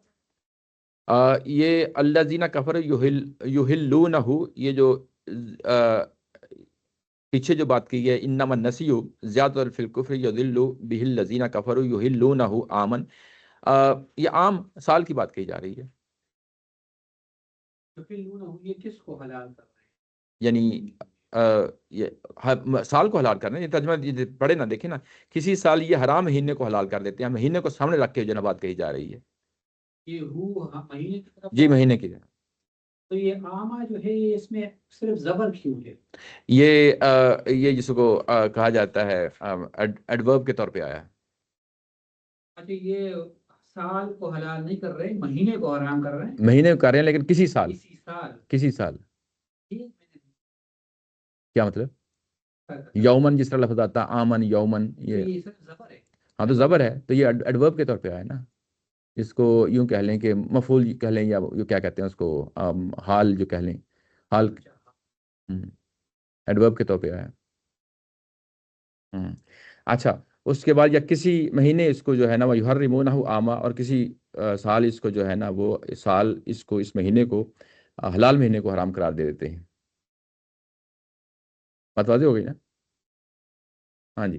اچھا، اس کے بعد یہ کہا ہے یہ کہ زین لہم سوء اعمالہم، اور ان کے برے اعمال ان کو خوش نما بنا دیے گئے ہیں، ان کے لیے خوش نما بنا دیے گئے ہیں۔ زینہ ہوتا ہے مزین کر دینا، یعنی جس میں آپ کا دل جو ہے نا خوب مطمئن ہو جاتا ہے، آنکھیں کھب جاتی ہیں کس چیز پہ، مزین یعنی ہو کے چیز جو ہے نا سامنے جب آتی ہے، تو یہ ان کے اعمال تمہارے لیے، ان کے اعمال ان کے لیے خوش نما بنا دیے گئے ہیں۔ سوء اعمالہم، ان کے برے اعمال، یعنی اس کو جو وہ کر رہے ہیں ان کو برے اعمال کہا گیا ہے، یعنی جو پریکٹس کر رہے ہیں، جو کچھ یہ کر رہے ہیں ان کو برے اعمال کہا گیا ہے، اور ان کا یہ ہیلوں بہانوں سے چیزوں کو آگے پیچھے کرنا، یہ ان کے برے اعمال ہیں، یہ ان کے لیے مزین کر دیے گئے ہیں۔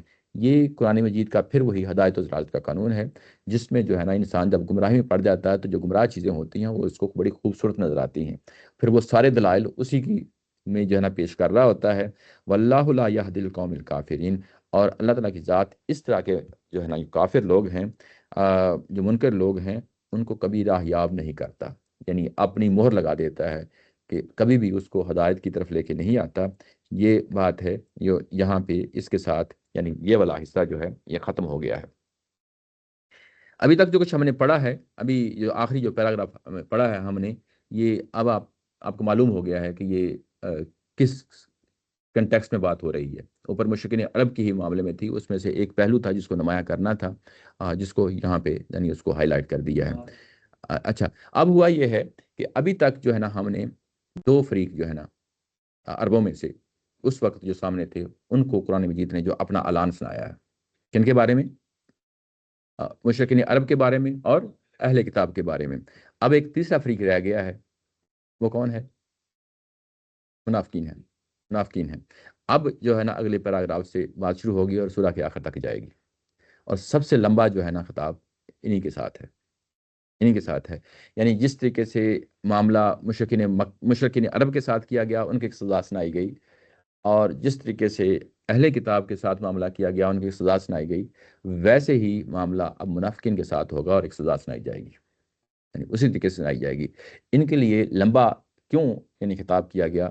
اس کی وجہ یہ ہے کہ یہ جو معاملہ ہوتا ہے نا، جو فریق آپ کے اندر بیٹھ کے سب کچھ کر رہا ہوتا ہے، ان کو ڈسٹنگوش کرنا سب سے زیادہ مشکل ہوتا ہے، سب سے زیادہ مشکل ہوتا ہے۔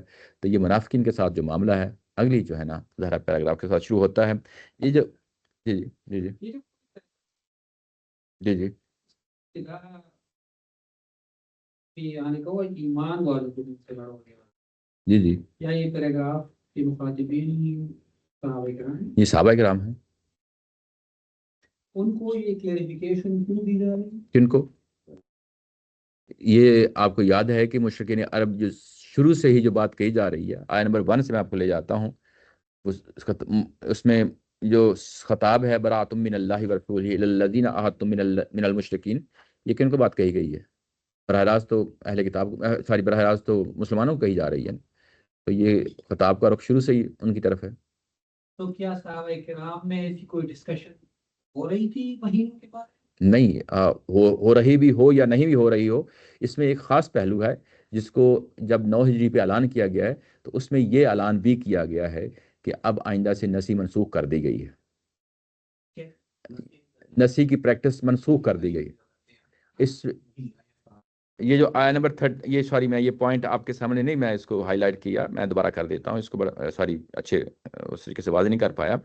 یہ جو ابھی بات ہوئی ہے نا جس میں یہ کہا گیا ہے کہ انما النسیء، نسی مطلب یہ ہے کہ مہینہ آگے پیچھے کر دینا، یہ جو پریکٹس ہے یہ جو کرتے رہے ہیں، یہ اس کو بھی کینسل کرنا تھا، ہمیشہ کے لیے اس کو کینسل کرنا تھا۔ اس کو کیوں یہاں پہ لایا گیا ہے؟ یہ 9 ہجری میں جو اعلان کیے گئے ہیں، جو 9 ہجری کو جو آیا نمبر 3 کے اندر آیا تھا کہ اعلان کر دیا جائے، اس کے اندر کچھ چیزوں کو جو ہے نا، یہ چیز بھی اس میں جو اعلان کیا گیا ہے اس میں یہ چیز بھی شامل ہے کہ نسی کی پریکٹس کا خاتمہ کر دیا گیا ہے۔ اگلے سال جب نبی محترم صلی اللہ علیہ وسلم نے حج کیا ہے، 10 ہجری کو جب حج کیا ہے، تو اس میں پھر جو ہے نا آپ نے خود اعلان فرمایا ہے کہ یہ جو میں خود حج کر رہا ہوں، اس سے پتہ چلتا ہے کہ پچھلا حج کیوں نہیں کیا تھا، 9 ہجری والا نبی محترم صلی اللہ علیہ وسلم نے خود نہیں کیا تھا۔ اچھا 10 ہجری میں کیا ہے، جو بخاری میں جو روایت آتی ہے کہ یہ جو آ گیا ہے نا، یہ جو حج کا مہینہ آیا ہے 10 ہجری کو، یہ ایگزیکٹلی اس پوزیشن پہ آ گیا جس پوزیشن پہ اللہ تعالیٰ کی ذات نے اعلان کیا ہوا تھا۔ یعنی اب یہاں پہ ایسا نہیں ہے کہ ہم ریسیٹ کریں گے تو کسی اور جگہ جانا پڑے گا کہ چلیں یہ جو حج کا مہینہ آتا ہے یہ اصل میں 6 مہینے بعد آنا تھا۔ وہ اپنی اوریجنل جگہ پہ جب آپ صلی اللہ علیہ وسلم نے حج کیا 10 ہجری کو، تو اس پہ اعلان کیا ہے کہ آج وہ دن ہے جس میں جو ہے نا سارا جو خطبہ ہوا ہے حجۃ الوداع کا، اس میں یہ بیان اس میں ہے، یہ روایت ہے، اور اس کے ساتھ ہی نبوت ختم ہو گئی، اس کے ساتھ کیونکہ اب وہ رینسٹیٹ ہو گیا، ہاں، یعنی بیت اللہ اسی پوزیشن پہ آ گیا جس پوزیشن پہ یعنی ابراہیم علیہ السلام چھوڑ کے گئے تھے، اس پوزیشن پہ آ گیا ہے۔ اس میں بتوں کا خاتمہ کر دیا گیا۔ اس میں ہوا کیا ہے کہ اہل ایمان کے ہاتھ آنا تھا اس بیت اللہ کو، وہ بھی اہل ایمان کے ہاتھ آ گیا ہے، یعنی اسماعیل علیہ السلام اور اسماعیل علیہ السلام کی اولاد کے ہاتھ آنا تھا نا، وہ آ گیا ہے، یعنی وہ دین کی جگہ پہ اس جگہ پہ کھڑے ہو گئے ہیں۔ اس کے بعد تیسری پوزیشن کیا تھی کہ یہ مہینوں کی رد و بدل کر دیا تھا، اور اس میں پھر آپ صلی اللہ علیہ وسلم نے اعلان کیا کہ اب یہ جو مہینہ حج کا مہینہ میں حج کر رہا ہوں، یہ ایگزیکٹلی اس جگہ پہ آ گیا ہے جس جگہ پہ اللہ تعالیٰ کی ذات نے اس کو رکھا تھا، اور اس کو پھر آگے پیچھے کرنے کی ضرورت نہیں ہے۔ اب ہر سال جو ہے نا حج اپنی ہی پوزیشن میں ہوا کرے گا۔ اس میں پھر نبی محترم صلی اللہ علیہ وسلم نے یہی آیت پڑھی تھی، تو یہ والی جو ہے نا کہ اب اس کے بعد یعنی دیکھیں کونسیڈنس، دیکھیں کہ کس طریقے سے چیزیں جو ہے نا مل رہی ہیں، آپس میں کڑیاں مل رہی ہیں، ساری کی ساری آپس میں جو ہے نا چیزیں جو ہے نا کس طریقے سے چیزیں آگے بڑھ رہی ہیں۔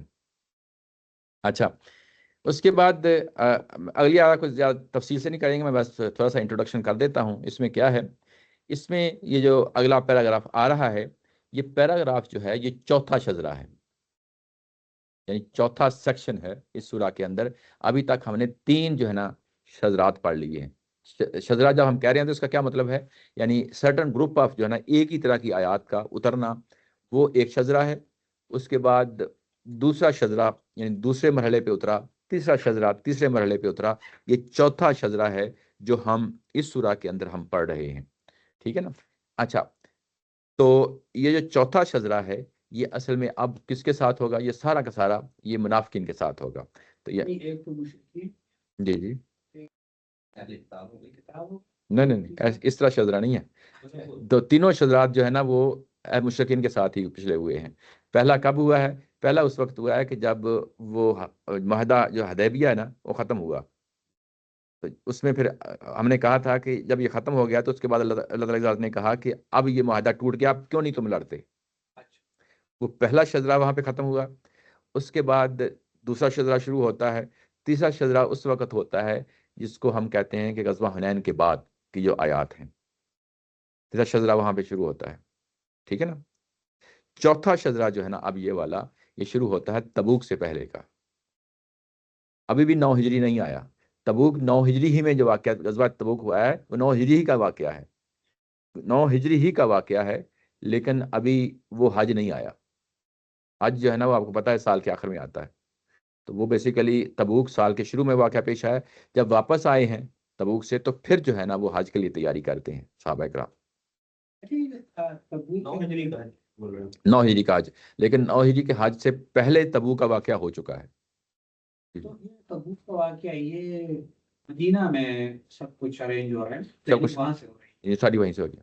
اور فتح مکہ ہو چکا ہے. فتح مکہ ہو چکا ہے. یہ فتح مکہ کے بعد بھی سارا سینٹر مدینہ ہی ہے، مدینہ ہی. مکہ کبھی مکہ نہیں، سینٹر نہیں رہا رسول اللہ صلی اللہ علیہ وسلم. نہیں ایسا نہیں، یعنی مکہ اس کے بعد کبھی بھی نہیں رہا سینٹر. کبھی بھی سینٹر وہ کیا نام تھا ان کا، عبداللہ بن زبیر، انہوں نے آ کے جو ہے نا وہ کیا تھا. صحیح، جو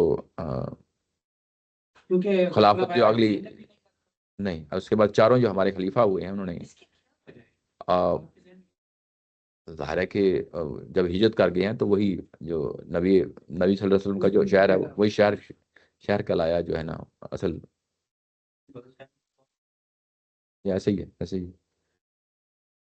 اور پھر وہ مقام آیا کہ جب جو ہے نا پرابلم پیدا ہوئی، پھر اللہ تعالیٰ کی ذات نے ایسا انتظام کیا کہ نہ مکہ رہا نہ مدینہ رہا سیاسی طور پہ، کبھی بھی نہیں رہا. پھر اس کے بعد مطلب بصرہ تھا، اب ریاض ہے. یعنی جو اب تو بکر چکا ہے. امویوں کی جو امویوں کا جو دار خلیفہ تھا وہ شام تھا، تو اس کے بعد عباسیوں کا دور حکومت آیا تو وہ عراق ہو گیا ہے، بصرہ اور یہ نا کوفہ. اس کے بعد عثمانیوں کا دور آیا ہے تو وہ ترکی ہو گیا ہے. اس کے بعد سب ہم تتر بتر ہو گئے ہیں اور اب اکیلے اکیلے ملک ہیں، اور اب ریاض ہے سعودیہ کا. ظاہر ہے کہ یہ ہے.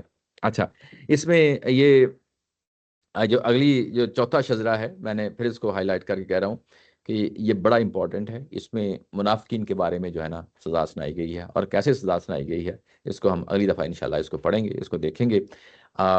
لیکن ظاہر ہے کہ کوشش کیجیے گا، پڑھ کے آئیے گا، دیکھیے گا. اس میں اب اہل کتاب کا معاملہ نہیں ہے یہاں پہ، اور نہ ہی مشرکین عرب کا معاملہ ہے. یہاں پہ زیادہ تر جو ہے نا فوکس کیا گیا ہے قرآن نے منافقین کو، اور کیسے سزا سنائی ہے وہ بھی ہم اس کو جو ہے نا اگلی دفعہ سے دیکھیں گے. اسی کے ساتھ وآخر دعوانا ان الحمدللہ رب العالمین. تو سوال ہو تو حاضر ہوں. جزاک اللہ خیر. شکر صاحب. جی واہ، جزاک اللہ. یہ آپ لوگ بھی ماشاءاللہ اتنی پیشنس کے ساتھ میرے ساتھ چل رہے ہوتے ہیں. جی اللہ تعالیٰ جنت نصیب کرے، واپس کبھی نہیں آئے میلبرن. ملاقات کرا دیں گے جلدی آپ کی.